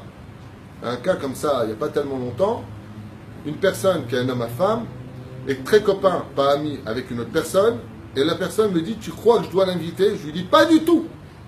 Pas du tout. Il partait en week-end, il lui a dit, ouais, mais il est seul, le pauvre. Je lui dis, il est seul, le pauvre, c'est un homme à femme. Il dit, tu plaisantes? Ça a eu lieu. Il y a eu des bêtises. Un homme à femme, c'est un homme à femme. C'est pas que je vais te juger, mais t'as un problème. T'as un mec, tu l'invites, c'est un voleur. Il est drogué, il a besoin d'oseille, ok? Tu l'invites, qu'est-ce que tu fais? Tu le laisses seul, là où il y a de l'argenterie. T'es bête. Vous savez que c'est un sourd de la Torah, chez Neymar. L'ifner, hiver, le titan Nirshol. Ne mets pas un obstacle devant un aveugle. Tu sais qu'il ne peut pas. Tu sais que c'est difficile pour lui. Tu sais que... Ne le fais pas. Donc des gens qui demandent de l'aide pour s'en sortir, ben va-t-elle qu'on doit les aider. Mais est-ce qu'une seule fois on a vu l'autre lui dire, quand il lui dit tu vas à droite, je vais à gauche, tu lui as dit, Abraham, pardon, je veux m'en sortir, je veux faire tchouva? Non. Il lui a dit, ah ouais, on ne sait pas. Eh ben t'as bien raison. Il reste sur ses positions. Et où est-ce qu'on voit qu'il joue le rôle d'Abraham Avinu? Quand il vient pour accueillir, il joue le Sanparitu Santu. Le mec, il dit, mais non, mais vous plaisantez, attendez, on va vous faire des matzot, c'est Pessah. Comme Sarah a préparé ses matzot, l'autre prépare ses matzot. L'autre, c'est pas qui veut être le tzaddik, c'est qu'il veut être l'image d'Abraham. Et ça, sachez une chose, c'est la pire des choses qui puissent vous arriver. Vous ne pouvez pas savoir combien chacun de vous avait des valeurs, hommes comme femmes, comme enfants, inestimables. Le jour où vous voulez guérir, c'est le jour où enfin vous serez vous-même. De toutes les maladies. Quand on est soi-même, on est personne d'autre que soi-même, alors on peut réellement changer, devenir meilleur. Mais tant que je joue le rôle de l'autre, je ne peux pas changer l'autre, puisque c'est un rôle. Et comme c'est moi qui le joue, donc moi je ne suis pas moi. Donc résultat des courses, personne ne change. Il y a Albert Manon qui demande, alors le pervers narcissique, il a un libre arbitre? Le pervers narcissique a décidé d'un seul libre arbitre, si je peux me permettre. Le pervers narcissique ne décide que d'une seule chose, c'est de ne jamais se rencontrer. Il n'y a que la mort qui le fera se rencontrer lui-même. Et là, pour lui, ce sera très dur. Le pervers narcissique est empreint d'une anomalie psychologique, c'est qu'il n'est pas capable d'accepter de se rencontrer. Parce que le jour où il le fera, il se haïra tellement qu'il ne pourra pas rester une seule seconde face à lui. Donc, obligatoirement, tu n'auras jamais raison, tu ne seras jamais bien, tu seras toute ta vie la coupable de ses ignorances et de ses défaillances. Il va tout, en fin de compte, c'est le miroir de tout ce qu'il est, il va le remettre sur toi pour ne pas se rencontrer lui. Et comme toi, tu es bien, il va rencontrer tout ce que tu es chez lui. Ça veut dire quand il va parler de lui, il va parler de toi, et quand il va parler de toi, il va parler de lui. Ça, c'est le pervers narcissique. Il n'y a pas de libre arbitre. Je viens de répondre à cette question. Le seul libre arbitre que possède le pervers narcissique, c'est le refus de se rencontrer. Tu l'emmènes chez un psychiatre, il va refuser avant d'y aller. C'est un mec, ce sont des gens qui se blindent, mais extraordinaires, comme de la cocaïne en eux, de ne jamais bouger de là où ils sont. Jamais. Allez, va et qu'on puisse étudier la Torah comme un pervers narcissique est capable de rester pervers narcissique. on serait les meilleurs. Ce sont de grands manipulateurs de l'esprit, du dialogue, du comportement. Ils savent mettre la zizanie comme personne. Et comme le disent tous les psychiatres, des gens à fuir. C'est pas moi qui le dis, ce sont tous les psychiatres. Mais ça, il faut aller voir un chacham pour chacun son truc. Vous voulez pas qu'on étudie le texte là? On ne fait pas un cours sur le pervers narcissique là. On a parlé. Donc, je répète, le pervers narcissique, Bevadaï, qu'il a un libre arbitre, mais en tout cas en ce qui me concerne, pour moi, les pervers narcissiques font partie d'une armée que le Satan a besoin sur Terre. Il faut bien qu'il ait des gens à son service. Et pour moi, ce sont l'armée d'élite du Satan. Parce que, punaise, quand tu tombes sur un pervers narcissique, on peut dire que tu as connu le Gehinam sur Terre. Bien. Si on te dit qu'il est contagieux, alors ici l'exemple qu'il donne, il dit, si on te dit qu'à côté de cette personne qui est contagieuse, est-ce que tu t'assierais? Réponse, non. D'accord? Il dit comme ça, Nega, alors il prend l'exemple ici, le Rav, extraordinaire, Masret Negaim. Il dit, Nega anir ebekir shel shutafim, shneem chalutzim, shneem kotzim. Quand la lèpre venait frapper le mur d'une maison, si cette maison était un mur mitoyen avec le voisin, les deux, alors que c'est sa maison à lui, devaient sortir. On sortait les affaires. Les deux étaient atteints de la lèpre, les deux avaient les mêmes petits coudes. Mais le mec il dit, attends, mais moi j'ai pas de problème, c'est sa maison. Et du problème, c'est que vous avez un mur mitoyen, à Atkedekar. Et la reine, il dit, d'où la volonté de Yaakov de vouloir sortir du ventre de sa mère quand il était avec Esav. Arrête, si tu viens me dire que Yaakov a vu Noël Shalom, quand il voyait un bête midrash, il voulait absolument étudier la Torah. Ça ne tient pas. Pourquoi? Parce que dans le ventre de sa mère, il était avec l'ange Gabriel qui lui apprenait toute la Torah. Alors pourquoi il voulait sortir? Réponse, parce qu'il ne voulait pas être à côté d'un rachat. L'influence du rachat l'influençait sur lui. Il ne voulait pas. Donc il dit, je veux bien étudier la Torah, mais pas à côté de lui. Lama. Qu'ils aient ma friale. Quoi? Et pourquoi l'influence du rachat, elle est plus forte que l'influence du tzaddik? Pourquoi Lot, il n'a pas eu cette influence d'Abraham? Parce que Lot, c'est le Yetzer Hara. C'est une question que posée dans le Zohar, si je me rappelle bien, qui Lot ou a Yetzer Hara. Parce que Lot, c'est le Yetzer Hara. Dans l'état actuel des choses. Ça veut dire que, comprenez-le une fois pour toutes, il y a des gens qui ont pour volonté d'être rachats. Je répète, écoutez bien, c'est important. Il y a des gens qui veulent être rachats. C'est une volonté en eux. Il y a des gens qui choisissent d'être, par exemple, ils savent que tel métier va les emmener loin d'être Shomer Shabbat. Par exemple, tu veux dire une personne qui va vivre dans un pays où il n'y a pas de cache-route, il n'y a que la sorcellerie sur une île, mais pour l'oseille, il sait qu'il va tout perdre, ben le mec, il y va. Il y a une volonté aussi de l'homme, il faut arrêter de se cacher l'esprit, il y a une volonté aussi de l'homme, par exemple, je vais être cruel dans les mots, une femme est sur le point de divorcer, elle sait qu'elle va tout perdre, elle sait que c'est son mari qui a l'oseille, elle sait qu'il va refaire sa vie, elle sait que... Je parle du cas que je précise, pas le cas d'une autre personne à qui ça ressemblerait, et qui n'a pas demandé ça, qui aurait voulu une meilleure vie. Je ne parle pas de ça. D'accord? Il y a des cas, au Bédine, de femmes qui savent qu'elles vont tout perdre, et elles préfèrent tout perdre que d'essayer d'arranger. Il y a des cas. Ou le contraire, des hommes aussi. D'accord? Il y a des cas. Il y a des choix dans la vie. C'est-à-dire qu'on est face à des situations, et il faut que vous le sachiez, où il y a des gens qui ont choisi d'être achats. On ne peut pas toute notre vie... c'est pas tout le monde qui va te dire pas pour l'instant. Il y a des gens, BMF, ils en ont fait une conviction. Un Choser Béchéla, c'est un cas exquis pour expliquer ça. Un Choser Béchéla, bon, je parle avec des femmes, prenons le cas d'une femme. Choser Béchéla, ça veut dire, elle revient en arrière. Elle avait le kissouille, elle était pudique, elle était jolie, elle avait toutes les qualités. D'accord? Mais elle a décidé d'enlever son kissouille, de tout jeter. C'est un choix, personne ne lui a demandé de le faire. Maintenant, on ne va pas la juger, elle a peut-être vécu avec un pervers narcissique, avec une ordure, avec un bon à rien, avec un bourré, j'en sais rien. Mais il y a un choix. Ça veut dire que quand le matin une femme sort en pantalon, pas me dire qu'elle a un couteau sous la gorge pour sortir avec un pantalon, c'est un choix. Et ce choix-là, elle va te dire, j'ai besoin de vivre, j'ai besoin de comprendre, j'ai besoin de temps. Il n'a rien à mis.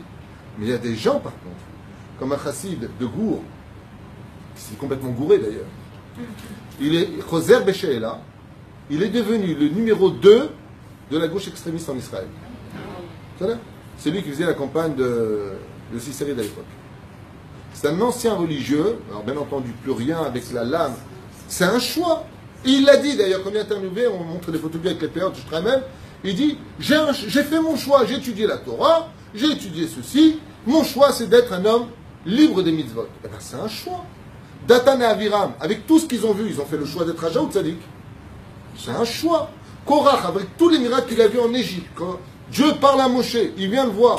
Tu crois qu'il ne sait pas où il met les pieds, mais c'est un choix. Donc il faut arrêter tout le temps de se cacher derrière ce Yetzer Hara, qui est un très beau joker dans notre vie, comme le fait de se mettre en colère ou d'insulter l'autre. Ouais, mais tu sais, j'étais en colère, ou ça va. Ou alors c'est Dieu. Le mec, il vient, il fait des bêtises, il a détruit la vie de l'autre, il lui dit mais de toute façon, toi, tu es religieux, Nachon. Alors, tout est mina shamayim.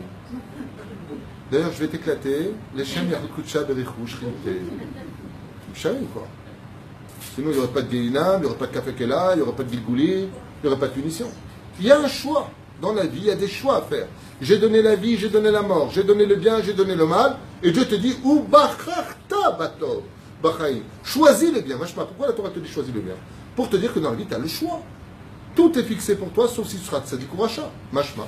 Que c'est à toi de décider ce que tu veux. Et si tu veux être un tzadik, alors dis-le. J'y arrive pas, je suis un homme qui est plein de défauts. Qu'est-ce que je fais? Rabbi Nachman, il te donne le mode d'emploi. Éloigne-toi des Rechaim, fréquente un tzadik. Bon, bien sûr, on va tomber à Rosh Hashanah, plein d'autres choses, d'accord? Rachaman Alitzan, quand il parle des Rechaim, d'accord? Il te dit fréquente que de bonnes personnes. Étudie 7 feuilles de Gemara par jour. Fais ceci, fais cela. Il te donne un mode d'emploi. Donc si tu veux t'en sortir, fais ce qu'il te demande. C'est dur. On n'a jamais dit que c'était simple d'être juif. C'est bon? Ken. Pourquoi Hachem met ce type d'individu sur Pourquoi Hachem nous mettrait... Parce que toute notre vie, c'est des épreuves. Et puis il faut savoir comment réagir ou agir. Parce que ce qu'il faut comprendre, c'est que... Vous savez, je vous réponds clairement. Est-ce que c'est une mitzvah d'être Shomer Shabbat? Oui. Est-ce que c'est une mitzvah de le Khalel Shabbat s'il y a un Pikuach Nefesh? Est-ce que l'un est plus grand que l'autre? Non. Tout comme c'est une énorme mitzvah d'être Shomer Shabbat et de ne pas toucher sa voiture Shabbat, c'est une énorme mitzvah qui doit faire le mitzvah, le rabbin. De prendre sa voiture et d'emmener vite quelqu'un à l'hôpital. Le plus pieux doit le faire. Pour t'enseigner que c'est une mitzvah aussi bien de faire une chose que de ne pas faire une chose. De la même façon, c'est une mitzvah de fréquenter tout le monde, d'être social, d'être agréable, de rapprocher tout le monde sur le sein. Tout comme de l'autre côté de dire, quoi? Non. C'est pour ça qu'il y a marqué Korach vechol adato. Pourquoi Moshe est en face d'eux? Parce que Korach ne voulait pas faire partie de cette knoufia, c'est marqué dans le Midrashim. Il y a des groupes, il y a des gens, il ne faut pas faire partie d'eux. Quand tu vois des femmes qui sont assises toute la journée à un café, en train de critiquer celui-là et l'autre il parle de sa mère comme si c'était une chiffonnière, et l'autre elle parle de son mari, de ce qu'il lui a fait à la maison, tout le monde est au courant de tout. Ne va jamais t'asseoir là-bas. Nina, tu vas t'asseoir avec tout ton chesed près de femmes qui ne cessent de critiquer leur mari? Ahmed, tu irais? Oui ou non? Ça veut pas répondre. Oui ou non? Moi, je peux t'affirmer une chose. Si tu fais le pas d'y aller, je te laisse une minute pour partir. C'est impossible. Tu sais pourquoi c'est impossible? Parce que tu vas leur dire, nous, arrêtez maintenant. Style, pas toi, hein, style la maîtresse. Hein, elles vont t'envoyer balader. Mais tu n'as même pas notion de quoi on parle. Bon, voilà, elle est venue la rabbinite. Bon, qu'est-ce qu'il a dit, Rabbeinu? Allez. Non, ah, ça me rappelle mon mari. Pareil, tu sais quoi? Tu ne vas même pas dire deux mots, tu vas te faire avant. En tout cas, le roi David, lui, nous a mis en garde. Ou Moshav Letzim, Lo Yashav. Le premier télim du roi David nous dit, assieds-toi où tu veux. Aval Moshav Letzim, une assemblée de moqueurs. Tu n'as pas le droit. Lo Yashav, Lo Tishev. Donc combien même tu voudrais le faire, le roi David il dit, Lo Kedai. Lo Kedai. Tu n'as pas répondu à la question. Pourquoi Hachem il nous mettrait sur ce chemin? J'ai répondu à la question. Je viens d'y répondre. Je viens de dire que, tout comme nous avons la mitzvah d'avoir l'Ashmirat Shabbat, si Dieu te met une personne qui d'un coup a un problème de cœur, un problème de tremblement ou autre, qu'est-ce que vous avez fait? Oui?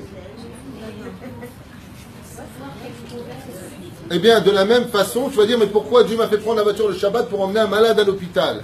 Eh bien, parce que Dieu veut que tu accomplisses aussi bien une mitzvot positive que négative.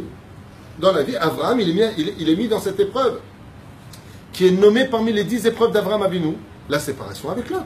Selon certains commentateurs, c'est une épreuve très dure pour Abraham que de se séparer du mal. Parce que ce que veut Abraham Avinu, c'est pas tuer l'Yetzer Hara, c'est lui faire tchouva. C'est beaucoup plus grand. Et c'est là qu'était son épreuve.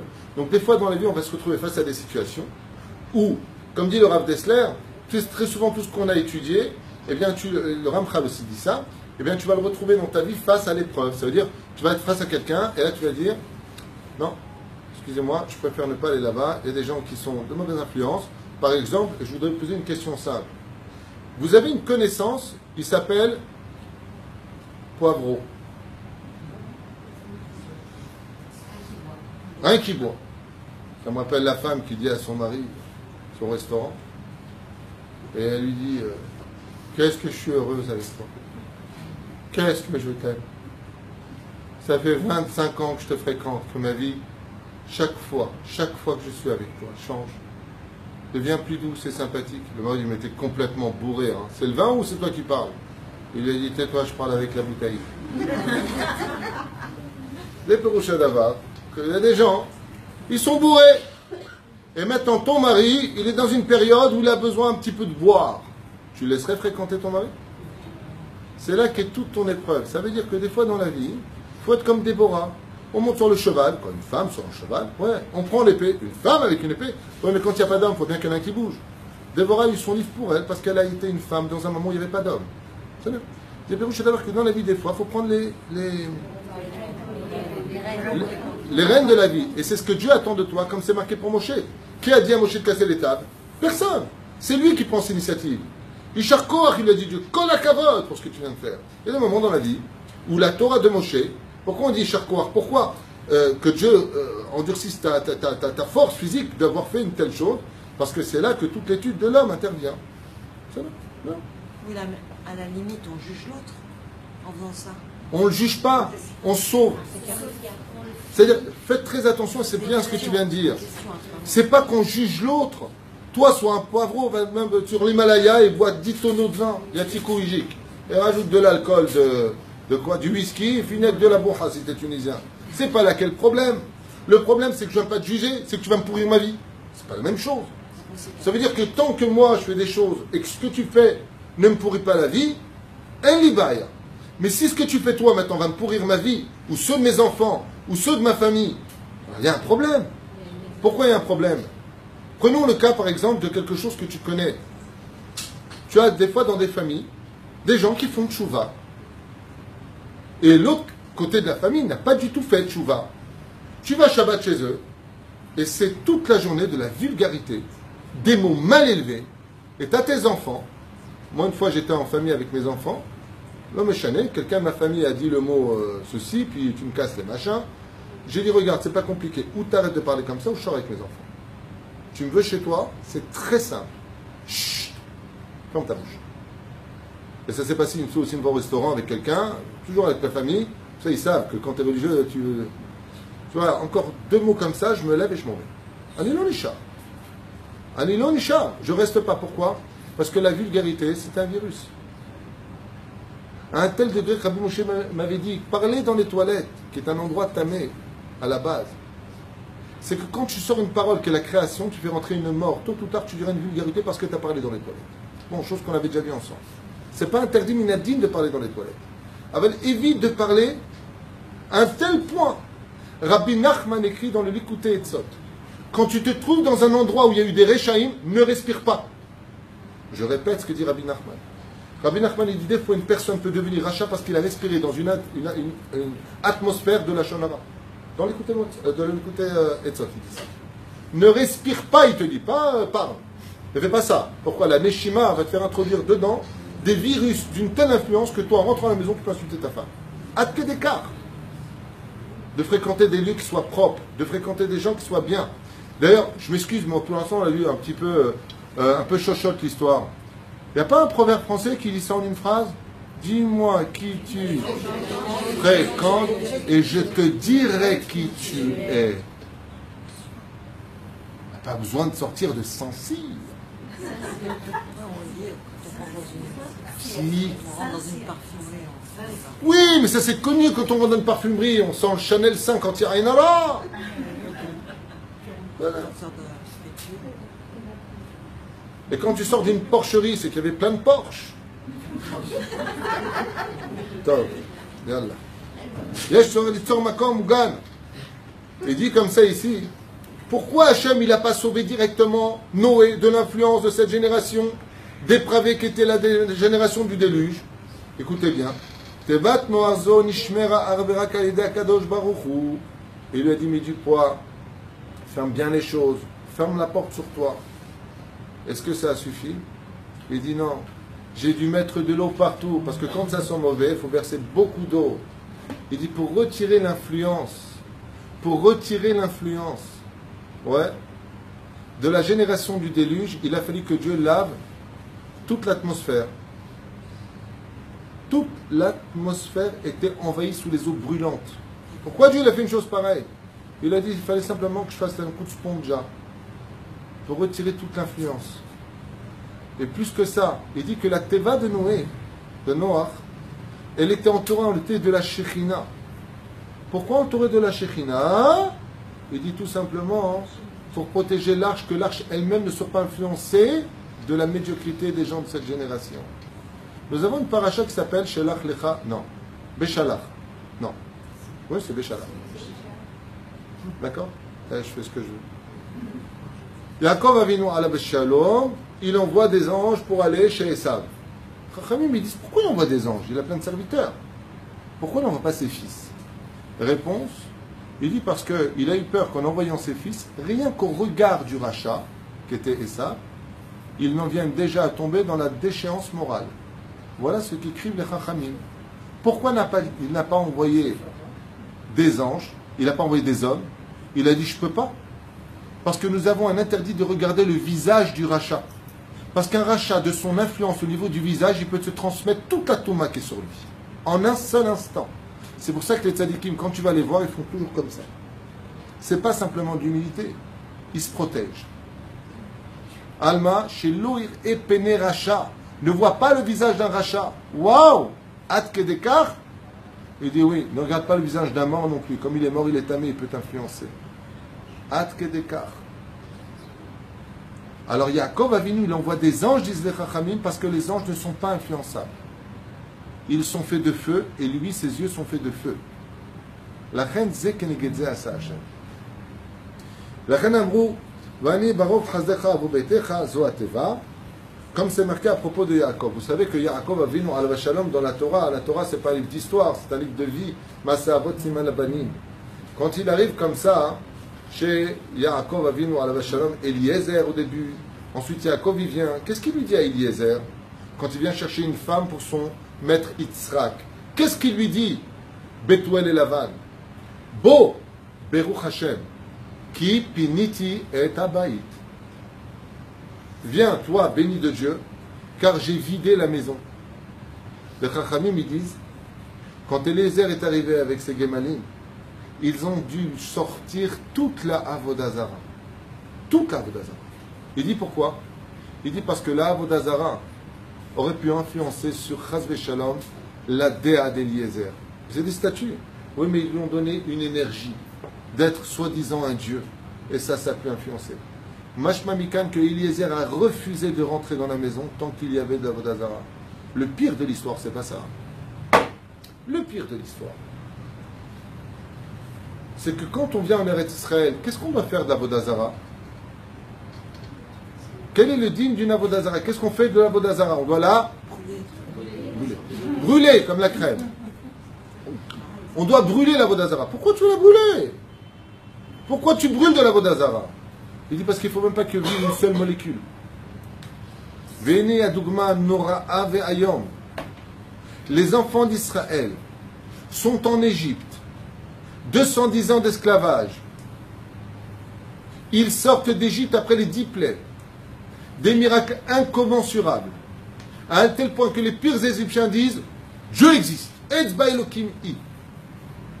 Ils chantent dans la mer Rouge. Voient le ciel s'ouvrir en 7 degrés différents. Le trône divin. Char et Merkava. Je suis l'Éternel ton Dieu. Leur âme quitte leur corps. Ils montent dans les sphères célestes. Oh! Qu'est-ce que tu veux de plus? Et ils laissent faire le veau d'or. Qu'est-ce qui s'est passé? L'influence. L'influence de qui? Deux choses. Il y a deux choses qui ont influencé sur eux. Le Erevrav, et il y a eu pire que ça. Les bijoux. L'or. L'or. L'or qu'ils ont pris chez les Égyptiens était une or qui servait à orner les femmes et les hommes à servir leur Dieu. Quand ils ont pris cet or-là avec eux, comment c'est marqué dans la Torah? Hachem, il a dit, Moshe, daberna, beozne ha'am, veisha'alu. Demande aux enfants d'Israël de grâce qu'ils parlent aux Égyptiens et qu'ils leur demandent de l'or. Quand ils ont sorti cet or d'Égypte, cet or dégageait d'elle une, comme on a aujourd'hui vous voyez ce qu'on a là-bas, c'est des sambons, là, je ne sais pas comment on appelle ça en français, des essences. Les encens. Dis ce que je veux. Les trucs qui sont bons là-bas. C'est une bouteille qui a sa place, mais elle embaume toute la pièce. L'or de l'Avodazara sorti d'Égypte hurlait comme un virus dans l'atmosphère, Avodazara, Avodazara, Avodazara.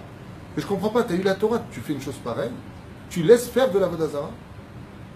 Moshe Rabbeinu alav shalom, comme il avait écouté ce cours, quel orgueil, je parle de ma part, comme il connaissait l'influence de l'Avodazara, comment il a réussi à sauver les enfants d'Israël de la faute du veau d'or qui était tellement grave, puisque ça ramenait toute l'histoire à son début, à la faute originelle?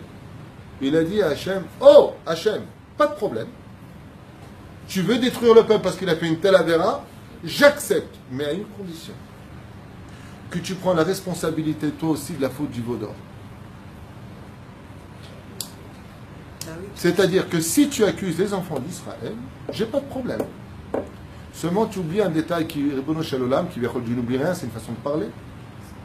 C'est que si les enfants d'Israël ont fait le veau d'or, c'est à cause de toi. Et Dieu dit à Moshe, et en quoi cela me concerne? Il a dit, c'est très simple, on ne va pas perdre de temps, Hachem. Machanina misifrecha, ka'asher katafta. Efface, s'il te plaît, de grâce, mon nom de ton livre. Mais en réalité, ce qui veut dire Moshe, c'est pas efface mon nom. Moshe, il n'a aucunement l'intention d'être effacé de son livre. La seule chose qu'il demande à Hachem, c'est d'effacer le mot na. En hébreu, ça fait mahani na. Efface pour moi le mot na. Mahani na. Traduisez mahanina. Mahanina, mahanina. Mahanina. Ça veut dire efface-moi le mot na. Et pourquoi Dieu devrait effacer le mot na? Il lui a dit non, pas le na. Efface-moi de grâce, Hachem. Il dit le mot de grâce que tu as demandé aux enfants d'Israël d'aller prendre l'or, c'est ce nain là-bas, avant d'être sorti d'Égypte, que je te demande d'effacer de ton Sefer Torah. Et Dieu lui a répondu, mais s'il y a une lettre qui n'existait pas dans le Sefer Torah, qui manque, tout le Sefer Torah, il n'est pas soul. Il lui a dit, alors toute l'histoire d'Israël n'est pas soul. Parce que si tu en veux aux enfants d'Israël d'avoir fait le veau d'or, c'est parce que toi, Hachem, tu leur as demandé de prendre quelque chose qui dégageait de l'influence. C'est pour ça que rien avec l'or d'Égypte n'a servi à faire le tabernacle. D'où venait l'or du tabernacle? Magnifique. D'où venait l'or du tabernacle? Non, pas du tout. Non, mais non, je ne parle pas du miroir, ça y est tout de suite, miroir et maquillage. D'où est-ce que venait l'or avec lequel on a fait le Beth Amikdash? Il y a eu 2 fois de l'or dans les poches d'Israël. La première fois, quand on est sorti d'Égypte des maisons égyptiennes, celui-là, il a servi à faire la Vodazara. Et le deuxième or, Bizatayam, le 7e jour de Pessah, quand les soldats sont rentrés dans l'eau avec tout leur or. Dieu, il a envoyé l'eau sur eux, il les a fracassés, prakatupak. Et pourquoi il a fait ça? Parce que l'eau rend pure. Et cette eau-là a rendu pur l'or des Égyptiens. Alors, une fois qu'elle a été purifiée, Dieu ordonna aux anges d'amener cet or au pied du rivage des Hébreux. C'est cet or, une fois passé au Mikvé, qui a pu construire le Beth Amikdash. Et non pas l'or de la Vodazara. Ce qui fait que quand on vous fait rentrer des choses chez vous, d'acheter un totem, d'acheter toutes sortes d'éléments, on ne sait pas de qui t'a donné quoi. Dans la sorcellerie, par exemple, il suffit qu'une personne ait un cheveu à vous, un bouton à vous, un vêtement à vous. Et il peut jouer avec ça. Pourquoi? Parce que tout ce que vous êtes intervient sur cet objet. Comme cette fameuse histoire que tout le monde connaît, que j'ai tellement racontée, mais qui est tellement belle. De cet aveugle qui n'avait pas participé au festival de Cannes. Cet aveugle, le festival de Cannes, c'est les Cannes. Parce que ici, comme avec des femmes, il faut expliquer les blagues. Alors, cet aveugle était en train de chercher sa Gemara. Et j'ai une autre blague qui va me mieux, mais c'est pas grave, c'est ma façon d'apprendre dans ma tête. Des fois, j'étudie tout seul, je rigole tout seul. Son copain, qu'est-ce qu'il a fait? Il lui a mis une matzah de Pessah. Et lui continue, il dit, qui c'est qui a écrit ces bêtises? Tom le méchant. Il avait l'habitude de mettre sa Gemara qui était très spécialement faite pour lui. Elle était en braille. C'est vrai, parce que ici, je ne sais pas comme vous êtes de l'autre côté de l'écran, mais ici, ils comprennent beaucoup plus tard les blagues. Le braille, ça ressemble à la matzah. Quand tu mets le doigt dessus, tu as l'impression que c'est du braille. Lui, il a mis ses mains, il a dit c'est quoi ces bêtises? Il a été corrigé. Qu'est-ce qui se passe? Lui, il avait l'habitude de mettre sa Gemara en haut. C'est le Rav qui m'a raconté cette histoire. Et une fois, comme quelqu'un lui a parlé, il a oublié dans quel pas il était, dans quel lieu il était. En mettant sa main en haut, il a descendu une autre Gemara. Et en descendant la Gemara, il s'est rendu compte qu'il y avait quelque chose de épais dedans. Il a ouvert la Gemara et il a vu qu'il y avait des lunettes, mais pas des lunettes modernes. Des lunettes avec des grosses vis bizarres, épaisses et en acier, en fer. Qu'est-ce qu'il a fait? Il les a ouvertes et il les a mis. Et là, il s'est mis à hurler dans le Beth Midrash, Aniroé. Je vois parfaitement, 6 sur 6. Il a enlevé ses lunettes, il ne voyait plus rien. Il remettait ses lunettes, il voyait mieux à Khous. Ils ont appelé le Rosh Yeshiva, et quand ils ont regardé la Gemara qu'il avait ouverte, c'était la Gemara d'un des plus grands commentateurs, Kal Vachomer de Kal Vachomer, non seulement du Talmud, mais en plus de ça, Shulchan Aruch, il a commenté énormément de choses, et c'était ses lunettes à lui. J'ai oublié son nom, vous savez comment il s'appelle, Rabbi Yehuda? J'ai oublié son nom. C'est un très grand rave. J'ai déjà parlé dans d'autres cours, là-bas vous retrouvez. Pour l'instant, il ne revient pas son nom. Ah bah, c'était ses lunettes. Parce qu'il étudiait la Kedusha dans ses yeux, les lunettes ont pu donner la vue à un aveugle. Les objets ont en eux une influence. C'est pour ça que des fois, on ne peut pas vivre à la libération. Une des raisons pour lesquelles on cherche le Hametz à la maison, c'est de trouver tout ce qui peut influencer dans notre vie à nous éloigner du service divin. On a du boulot. De retirer toutes les choses qui peuvent nous aider à enlever ça. Je racontais ça ce matin, qui avait acheté du poisson. C'est un peu visqueux comme ça. Et le poissonnier lui a mis son poisson dans un journal, Yediot Aharonot. Quand il est arrivé chez lui à la maison, il a pris le poisson visqueux comme ça, là, il sort dans sa main, et il a jeté ce papier dans la poubelle. Alors, son fils lui a dit, pourquoi tu fais ça? Il lui a dit, parce que Haz Shalom, que je rentre des torchons pareils, du Lachonara sur les gens, du Motsi Shemra dans ma maison. Lechen Baba Saleh Otodavar. Un Maasim Baba Saleh, d'un chassid de Beersheba qui est venu le voir, et il lui a dit, j'arrive pas à avoir d'enfant. Il lui a dit, tu n'arrives pas à avoir d'enfant? Ça fait combien de temps? Il lui a dit 10 ans. Il lui a dit, parce que tu as la Touma chez toi. Il lui a dit, Touma, j'ai pas de Touma chez moi. Ani chassid. Ma femme, c'est une tzadeket. Après Baba Saleh, il lui a dit à Mama Saleh, pas de Touma chez moi. On est religieux, on est pratiquant, on fait attention. Baba Saleh, il lui a dit, il y a de la Touma chez toi. Mais il s'avère qu'après avoir cherché dans toute la maison, il est venu voir Baba Saleh, il lui a dit, on a regardé partout, il n'y a pas de Touma à la maison. Baba Saleh lui a dit, tu regarderas sous le matelas de ta femme, à ses pieds, en dessous, il y a une tonne de porc, de cochon, qui s'appelle l'Aïcha. Ou là-bas, il n'y a que des Hachem Ishmor Verachem, ce qu'il y a dans ce journal. Une fois, quelqu'un m'a montré Hachem Ishmor Verachem, avec des lettres de Kodesh. Échangisme, filles comme ça, que de la prostitution. Des pages entières de prostitution. Ok? Le chassid, il va chez sa femme, et il lui dit, Baba Saleh, il a dit que sous ton lit, sous ton matelas, il y a une tonne tamé. Il regarde là-bas, mamash, il trouve l'Aïcha. Il prend celui-là, et qu'est-ce qu'il fait? Il le brûle direct. Elle est rentrée enceinte. Comme ça, il lui a dit, Baba Saleh, retire ça. D'où c'est venu ça? Une fois, ils ont fait une mitzvah, ils ont reçu à quelqu'un, il a sorti le hiton. Comme elle a eu honte, elle a caché sous le matelas, elle a oublié, elle est partie, elle lui a laissé là-bas le hiton. L'oralim ou l'oralim? Hein? Le journal. כי כל דבר גשמי שיהיה תשמיש דבר של קדושה, מוכרח שיקנה אותו דבר גשמי חלק קדושה ויהיה שורה עליו תמיד רוח הקודש. On a un clal des sages qui disent, je finis avec ça, je crois que je n'ai même pas commencé le cours réellement, mais il dit comme ça, on a un clal, une généralité qui dit, tout objet qui servira à la kedusha, qui servira pour le bien, sera automatiquement empreint de la kedusha. Et tout objet qui servira pour le mal, ou pour toute chose négative, sera empreint dans son âme et dans son existence avec ce malheur en lui, c'est-à-dire avec cette influence en lui. Il faisait Mouvan Gam Agmara Maseret Choulin. Pour finir, on va parler du Hamor. Le fameux Hamor. 30-0. Hamoro shel Rabbi Pinchas ben Yair לא היה אוכל מתבן לא מאוסר. לא עלינו ולא עליכם, Rabbi Pinchas ben Yair était un très très grand sadique, שנזכה לאיש כמוהו. C'était le beau-père de Rabbi Shimon Bar Yochai selon certaines opinions. Il avait un hamor. Et son hamor, même après des jours et des jours sans manger, quand tu lui apportais du teven, de la paille à manger, qu'est-ce qu'il faisait le hamor?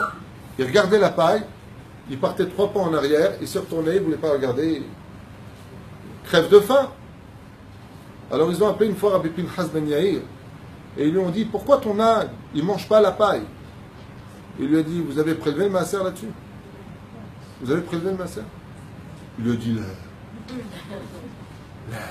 Voilà. Il lui a dit, voilà. Qu'est-ce qu'ils ont fait? Ils ont prélevé le maaser. L'âne, il a tout dévoré sur place. Tellement il avait faim. Car il vient à Gemara de Maseret Choulin, le Daf Zayin Amud Aleph. À la Pasuk, Bo Baruch Hashem, comme c'est encore déjà dit. Oh.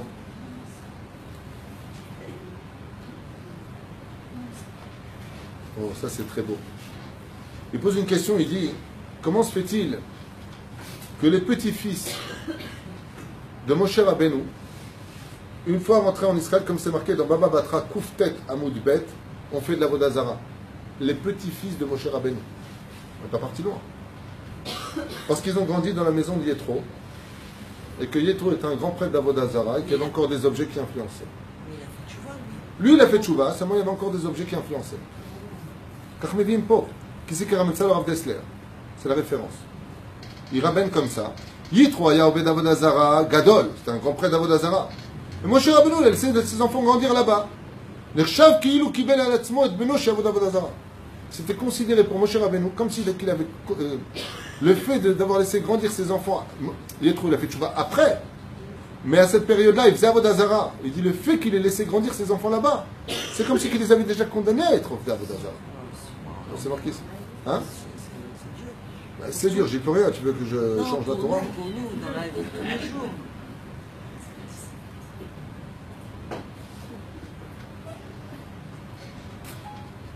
Misopar Be'echad Migdolei Israël. Comme ça on l'appelle.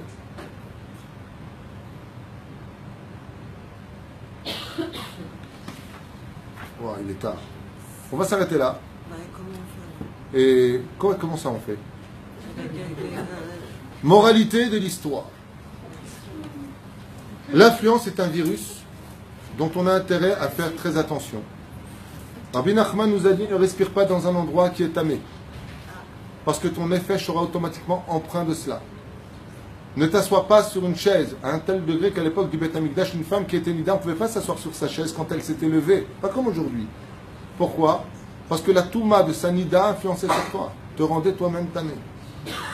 Résultat des courses, ce shiur est là pour nous réveiller sur un domaine. Faire attention à Savodat Hashem et ne laisser aucune mauvaise influence nous empêcher de nous élever tant qu'on n'aura pas le niveau de pouvoir le changer. Voilà ce que je voulais vous dire ce soir. Parce que quand on est capable, et là je sais que je vais être très très enquiqué, très embêtant, les télévisions, les portables jouent un rôle terrible, terrible, à un tel degré que depuis que le portable existe, on peut dire que le Satan est au chômage. Il n'y a plus rien, le Satan. Il s'occupe de tout. La reine, ce sont des choses qu'il faut gérer, qu'il faut contrôler. Malheureusement, nos enfants les ont tous. On les a condamnés à avoir leur laisser passer pour le Hashem Ishman, pour la suite. Vous savez de quoi je parle? Ils visitent le monde de leur fauteuil et on a rarement rencontré quelqu'un qui avait un cachet portable se comporter de façon correcte. Rarement. Je ne dis pas que ça n'existe pas parce que je ne suis pas Dieu, j'en sais rien. Mais ce qui est certain, c'est que même à tes enfants, tu n'as plus rien à apprendre.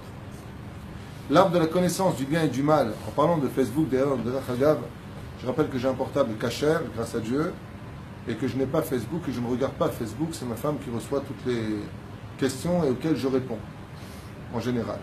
Aval Keikaron, sachez que le Etz Hadat Tovara, l'arbre de la connaissance du bien et du mal, a un problème.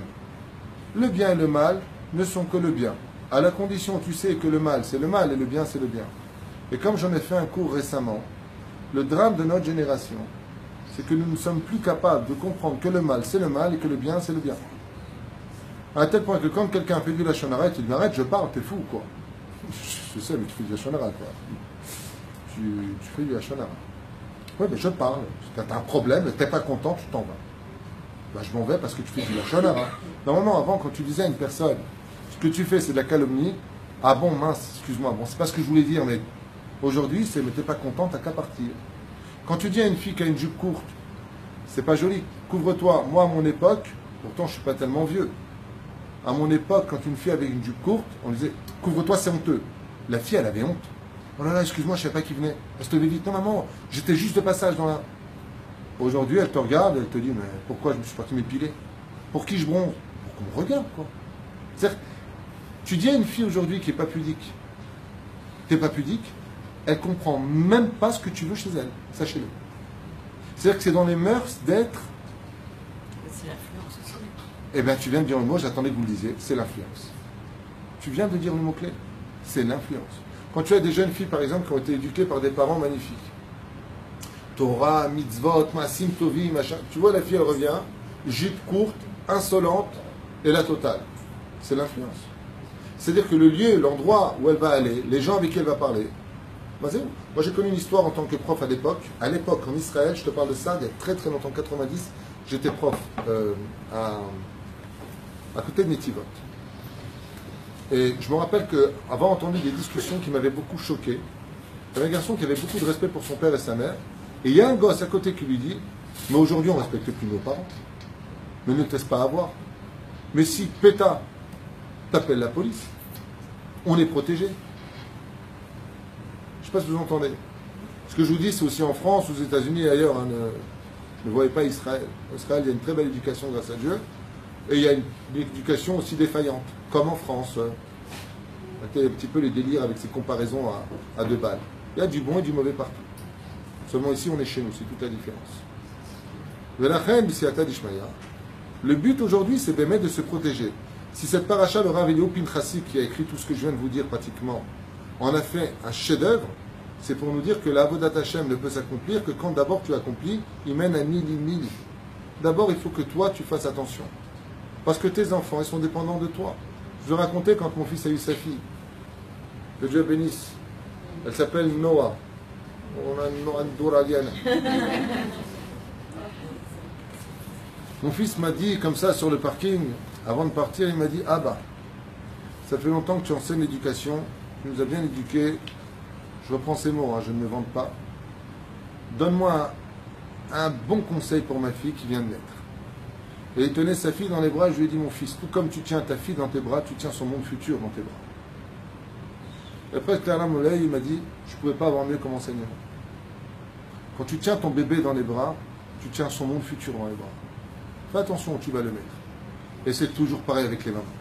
Qu'est-ce que vous êtes casse-pieds. Mettez-le dans ta Talmud Torah. Non, je ne suis pas prête. Non, tu vois, là, côté que Torah, tu vois, non, alors, que Torah, non. Je veux qu'il ait du rôle, qu'il ait du machin, qu'il ait du bidule et qu'il ait du chouette. Ouais, tu crois en Dieu? Oui. Qui donne la parole à ça? Dieu. Tu veux un fils soit Tamit Racha? Oui. Mais le oui-feu? Non.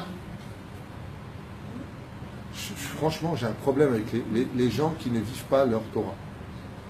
T'as un kissou, t'as une jupe, tu crois en Dieu et tu fais pas ce qu'il faut. Donne-moi un Rav, va voir le Rav Kanetsky, dis-lui voilà. École toranique ou école Talmud Torah. Tu veux que ton fils soit un Ben Torah? T'inquiète pas, les métiers, pour l'instant, tous ceux qui sont au chômage, c'est tous des mecs qui ont baccalauréat. Tous. Il y a 7000 jets il est déjà dans, comment ça s'appelle, 95.5 là, comment s'appelle cette radio? Radio Israël là, je sais pas comment ça s'appelle. Non, oui, Barama c'est ce que j'écoute. Mais la radio israélienne, j'ai oublié le nom. Comment ça s'appelle? J'écoute tellement rarement que j'ai pas son nom, c'est pas grave. Non, certainement pas. Non mais Chanel. Je crois que c'est Kol Israël. Non, Kol Israël. Il disait, à propos du chômage en Israël, il y a plus de 10 000 académiques qui sont au chômage. C'est-à-dire, tous les mecs qui ont des diplômes sont au chômage. Et tous ceux qui ont des métiers, Baruch Hashem, tu les vois, Ashdod, machin, sont ovdim. Ne croyez pas que c'est ce que vous avez dans les mains qui vous donneront plus de choses. La reine Bisiata d'Ishmaïa, influencez vos enfants dans des endroits où, comme ces fameux directeurs qu'on nous critique tellement dans les Talmud de Torah, tu vois au Talmud Torah, tu te rappelles quand je t'emmenais ton fils là-bas, madame, vous avez la télévision chez vous? Non. Vous êtes sûr? Le petit, il a une tablette, il a un... Non. Tu sors les gens dehors et tu te dis, mais qu'est-ce qu'ils ont à nous juger, eux? Ils ne jugent pas, ma vieille. Ils ne jugent pas. Ils veulent savoir si tes virus de l'influence vont influencer sur ton fils, qui vont influencer dans toute la classe. Voilà ce qu'ils recherchent. Toi, va même être une actrice à Hollywood. Ils s'en fichent de ce que tu es, toi.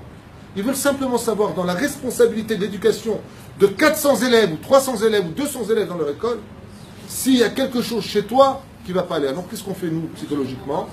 Ah ouais? Tu veux me juger sur mes collants? Ah ben alors, mon pote, tu vas te prendre un shigeri.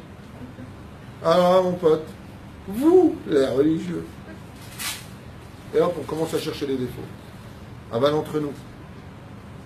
Entre nous. Combien de fois vous avez eu ce genre de questions? Pourquoi mon cousin, il dit ça? Pourquoi tu dis qu'on n'a pas le droit? Lui, il le dit, sa mère, elle lui dit rien. Pourquoi il y a ça? Pourquoi il y a ça? Pourquoi il y a ça? Pourquoi il y a ça? C'est caché. C'est-à-dire que faut être très pédagogue, très psychologue, très patient et très proche de ses enfants. Très proche de ses enfants. Parce que la différence entre vous et eux, c'est qu'un enfant, ce n'est que influençable. C'est une cassette vierge, totalement vierge, qui ne va enregistrer que l'influence de l'extérieur. Rien de plus, rien de moins. לכן האדם צריך ממש לשים לב לזה ולחזור בתשובה שלמה לחיים טובים ולשלום, surtout dans cette période. Et quand il s'agit de la famille, des tantes, des oncles, des grands-parents. Et pourquoi le Rav Pinchasi nous prend le neveu de l'homme? Il a chinami, mais c'est méchané. Il a chinami. Encore une fois, je n'ai pas parlé de haine, je n'ai pas parlé ce soir de jugement, je n'ai pas parlé ce soir de quoi que ce soit d'autre que de se protéger. Je vais te donner un exemple. Si ta sœur, non pas ta sœur, si quelqu'un de ta famille, non, une personne dont sa face, voilà, une femme dont sa sœur a la lèpre. Ah ouais, non. La lèpre. Et elle a la lèpre. Pestiférer la meuf. Ça s'approche pas. Est-ce que tu irais l'embrasser parce que c'est ta sœur? Non, mais aujourd'hui. Tu m'as pas répondu. Non. Pourquoi non? Azaïnia, Rabotai, Aujourd'hui, on ne parle pas de ça. On ne les voit pas que c'est une mauvaise influence. C'est tellement normal. Ben, tant que tu ne le vois pas, il n'y a rien à dire. C'est quand tu le vois qu'il y a un problème. Par exemple, dans l'éducation, je ne vais pas faire un cours sur l'éducation, je vais en faire un à Paris si Dieu veut. Mais dans l'éducation, vous êtes en droit de dire aussi bien à vos parents, qu'à vos beaux-parents, qu'à vos frères, qu'à vos sœurs, que eux aussi doivent respecter votre unique. Quand vous dites, t'allumes pas la télévision, mon fils, je veux pas qu'il voit ça, t'allumes pas la télévision. Ouais, mais attends, tu nous saoules, toi et ta Torah. Ben, viens là ici, tu regardes la télévision, tu prends ton gosse et tu t'en vas. Maintenant que vous me critiquez ou pas derrière tout ça, dans le monde d'en haut, on me dit merci pour ce que je dis, sachez-le. Je ne suis pas un fanatique. J'ai fait tchouva, je ne vis jamais personne, grâce à Dieu. Mais ce que je vous dis, c'est le net. Si on prend ton fils et qu'on t'emmène, parce que dans le monde d'en haut, quand tu partiras à 120 ans, ouais, il y aura que ce que tu auras laissé comme bonne influence sur terre qui te sauvera. Le Kaddish, les prières, les livrets Torah, faire des dons à la Torah, prendre un avraie pour une année entière, mais pour ça, il faut avoir une bonne influence sur soi. Ça veut dire quoi? Fais ce que tu as à faire. Vis où tu dois vivre. Quelqu'un m'a posé la question, dans une synagogue où il y a quelqu'un qui parle, est-ce que je peux changer de place? Je lui dis non, tu dois changer de place. C'est pas ce que tu peux, tu dois changer de place. Tu dois changer de place. Tu dois sortir, carrément. Non, vous n'écoutez pas ce que je dis ou quoi? Non, c'est une question. Si tu es dans une synagogue où tout le monde parle, oui, mon rab a dit tu vas prier chez toi. Ça, c'est mon rab. Le rab Gabriel a dit j'en prends la responsabilité. Tu rentres dans une bête Knesset où tout le monde parle, bon, tu vas chez une autre synagogue, mais si dans toutes les synagogues tout le monde parle, mon rab m'a dit Ani olach labayit. C'est mon rab, lui, c'est ce qu'il dit. Oui. Il y a dans ta prière du matin, on demande à Hachem de ne pas nous mettre avec un Shachenra, on le dit dans la prière tous les matins, oui. Que Dieu nous éloigne des mauvais voisins. Ça marche, ça va marcher pour une bonne journée, pour ne pas justement qu'on s'approche. Rabbi Nachman dit comme ça, qu'on se doit. Il dit comme ça, elle pose la question, notre chère et tendre amie, Karen. tous les matins, on prie justement pour ne pas fréquenter une mauvaise personne. Chavera, Shachenra, j'ai bien fait de le rappeler, dans tous les matins, dans la prière, c'est dans le Nusach Hatfila, on demande à Hachem de nous éloigner d'eux. Donc c'est pas un chidouche que je viens de dire. Hein. Et il n'y a pas marqué ici famille ou pas famille. Mais si ta famille n'a pas de respect pour toi, alors qu'il y en aura. D'ailleurs, c'est d'ailleurs le gros dilemme, je m'excuse, je fais une parenthèse. Hein. Ce qui me démontre le plus, c'est que les étrangers, les amis, ils ont plus de respect des fois pour toi que ta propre famille. C'est insupportable. C'est-à-dire que toi, tu es de ma famille, alors respecte-moi. Non, tu as l'autre qui va te respecter, mais lui, il ne va pas te respecter par principe. C'est comme Lot et Abraham. Donc, Lot et Abraham, exactement. Et donc, pour répondre à ta question, oui. Le fait justement de le demander, à la condition où BML, tu le demandes avec des larmes. C'est-à-dire que ce qui est capable de retirer l'influence négative, c'est l'eau. Quand une mère pleure pour ses enfants à chaudes larmes pour que leur éducation soit réussie, elle est capable d'effacer l'influence négative des autres. Comme une maman a eu Baruch Hashem, elle a eu 7 fils, ou 8 filles, je ne me rappelle plus, ils sont tous tzadikim. Alors on lui a demandé quel était son secret. Elle a répondu, je les ai lavés toute ma vie avec des larmes. Des larmes. Elle a dit, tous les matins, je pleurais pendant des heures et des heures dans mes prières pour que mes enfants n'aient jamais une mauvaise influence. Elle a été lavée aux larmes de la prière. Il faut avoir un mérite. Elle a 8 garçons, 8 Talmidei Chacham. 8 dans la Torah. Maintenant, quand une femme... Je suis content parce que d'habitude, tu fais toujours comme ça, il est tard, il est tard. La femme, elle a un mari qui fréquente donc des gens, ou un rave, ou un machin, qui lui emmène dans de mauvaises... Parce que c'est trop coléreux, trop dur, trop...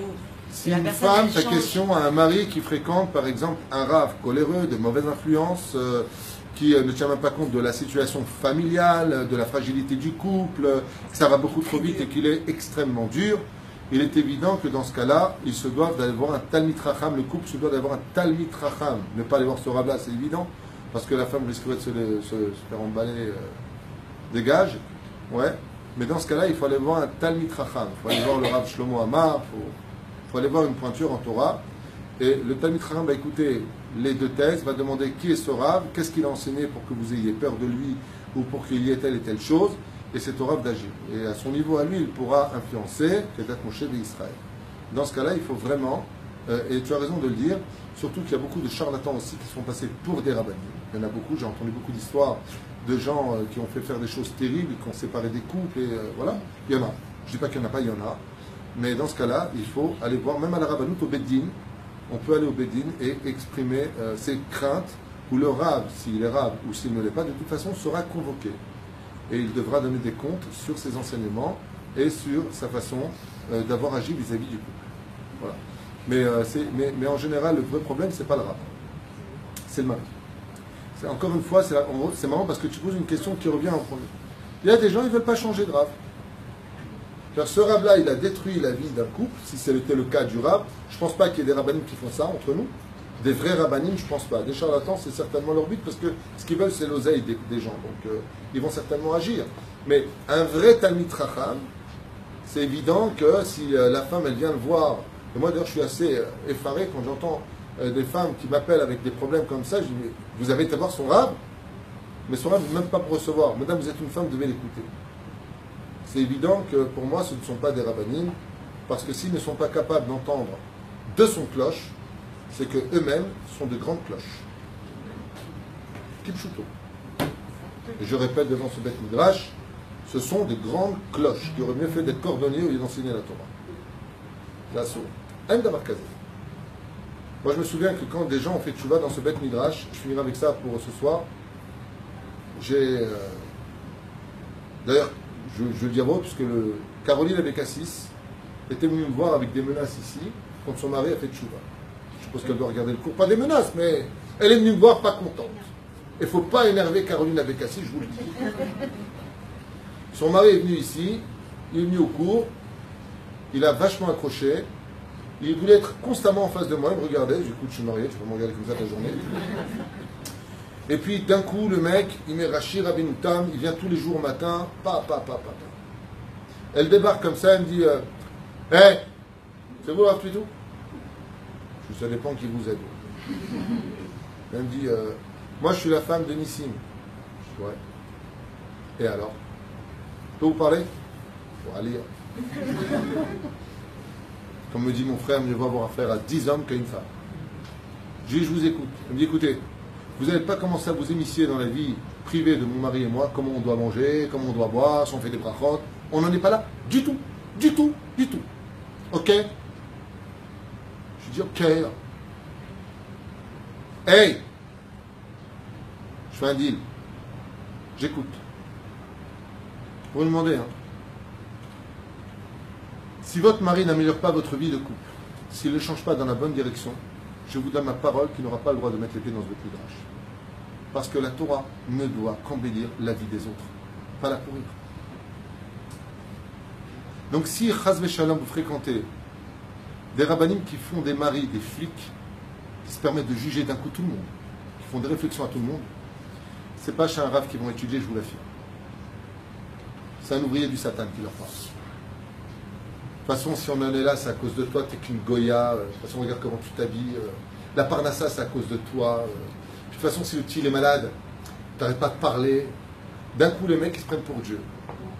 Parce qu'on leur fait du bourrage de crâne, là où chas v'shalom, ce n'est pas la Torah qui parle. Parce que la Torah, c'est une Torah de vie. Et je pense qu'une grande partie des gens ici présents le savent. Sans parler de moi, chas v'shalom, et j'ai de bons maîtres. Donc, je suis un bon centimètre. Mais la Torah, quand on la prend dans un bon endroit, elle ne fait qu'améliorer, mettre de la lumière dans la vie des couples.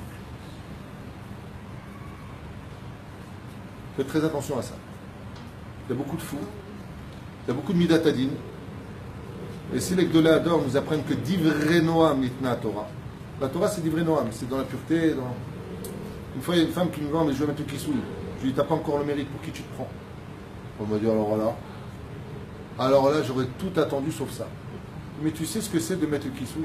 Qui t'a dit que tu avais le mérite? Elle m'a dit, je le mets maintenant.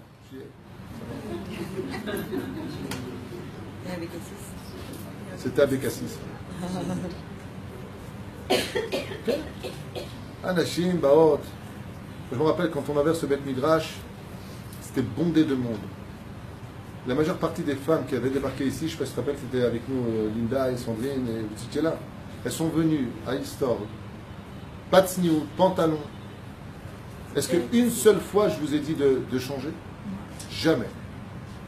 Même pas 2 mois plus tard, toutes les femmes venaient ici avec un kissouille et des jupes. Vous êtes témoin?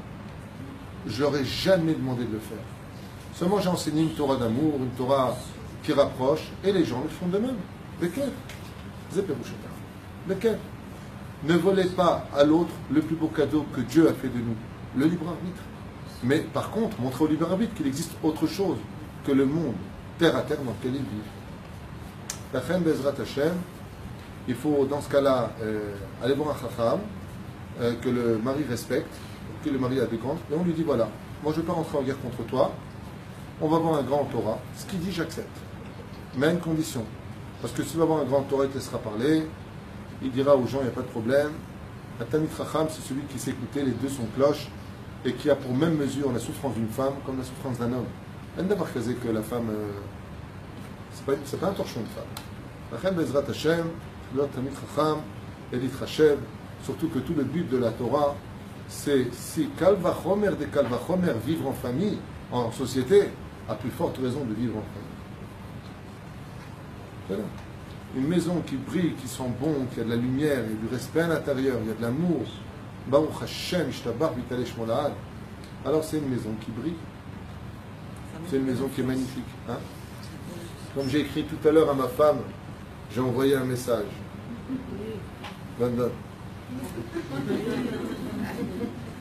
J'étais en train de marcher, j'étais inspiré. Je vais vous dire ce que j'ai écrit. J'ai peur. Si. Voilà ce que j'ai écrit. C'est personnel.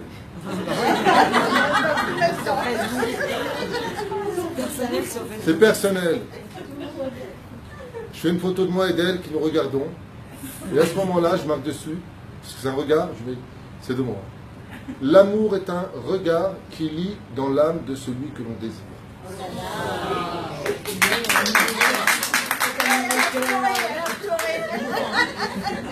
Elle m'a envoyé, qu'est-ce que t'es lourd? Moi, je trouvais ça mignon. J'étais en train de traverser le caniveau au moment où j'étais inspiré. Au-dessus de l'eau, je dis tiens. Alors, je lui ai envoyé comme ça une photo. Et avec ce mot, c'était très sympathique.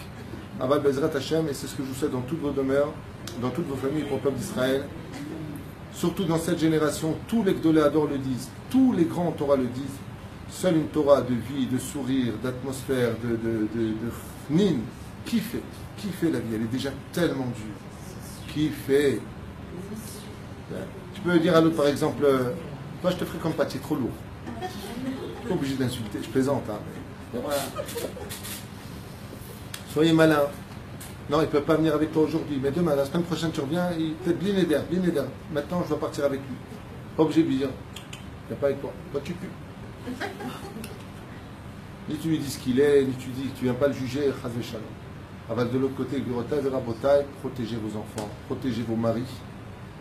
N'emmenez pas vos maris dans des endroits où vous risquerez de tomber et d'être trompés. N'oubliez jamais ce que je vous dis. Chaque fois qu'une femme est venue me raconter que son mari l'a trompée, je lui dis, vous êtes attendu, elle ne m'a dit pas du tout. De d'où ça vient? On est parti. Fais attention où tu mets les pieds, fais attention où tu envoies ton mari, fais attention comment ta femme, avec qui elle parle, les Facebook et les machins toute la journée. Mais non, t'inquiète pas, c'est un super copain. Vas-y, super copain, depuis quand une femme mariée a des copains? C'est quoi cette histoire? Super copain en plus. Pour plus qu'il s'appelle Mario. Quand des super copains, Super Mario. Vas-y, je te le Tachem Bezrat Hashem, que tous les endroits où il y a de l'influence soient immédiatement, Miprinatenu, effacés. Mauvaise influence, bien entendu. Mettez, remplacez vos. Je vais finir avec une dernière histoire. Je vous promets, je vous donne le nom, je sais qu'il regarde, il s'appelle Asher Jami. Asher Jami qui habite juste en face. Ce grand tzaddik, que Dieu lui donne une bonne réfouache les mains,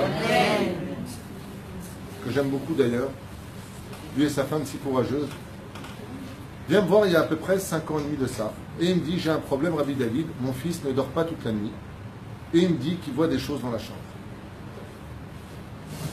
Je lui dis, ok, tu lui fais son schéma Israël, tu fais ceci, tu fais cela. Il me dit, oui, je fais tout. Tout ce que vous avez dit là, je fais. Et malgré tout, il me dit, zélo ozer. Je dis, ok, pas de problème, je viens dans sa chambre. Je rentre dans sa chambre, je fais le pitou maquetoret, je fais ce que j'ai à faire, et je lui dis, maintenant tu vas m'arracher tous les Mickey, tout la fée clochette, toutes ces bêtises, tu vas me les arracher d'ici, et tu mets des photos de Sadikim. Depuis, vous pouvez aller le voir, il est juste en face, son fils, il a du mal à le réveiller. Tellement il dort bien. Demandez-lui, c'est pas mal. Maintenant, ça me ch'touillote, Walt Disney antisémite notoire, tu lui mets des photos de Walt Disney, de Mickey, de Mickey, ou comment elle s'appelle? Mini en plus, là, voilà. Tu vois ce qu'il lui a mis la fée clochette, juste en face du lit. Martilo, Asher, enlève-moi toutes ces influences négatives. Signe la photo du Chafetz Chaim, mets la photo du Rav Ovadia Yosef, du Rabbi Lubavitch, mets la photo du Baal Shem Tov, mets la photo de quelqu'un, mets la photo de Tzadikim. Ne mets pas des photos extérieures, pourquoi? Ça s'apprend.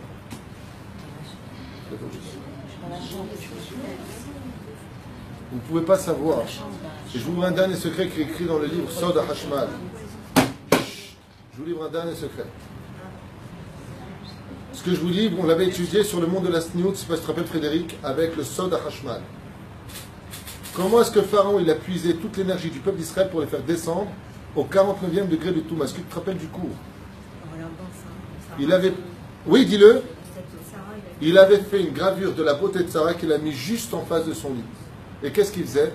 Il regardait la photo de Sarah en volant la beauté, d'ailleurs le cours s'appelle Beauté volée. Très très bon cours que je vous conseille de voir. Même moi je me suis kiffé, je me suis embrassé la main dehors. Beauté volée, très très bon chiour sur la Tzniut, Alpisod. Takshivu était. Pharaon, disent les Chachamim, puisait la force et l'énergie du peuple d'Israël parce qu'il observait la beauté sur une photo. Vous comprenez ce que ça veut dire dans l'influence, quand vous mettez vos photos sur Facebook et vos photos sur toutes sortes de choses?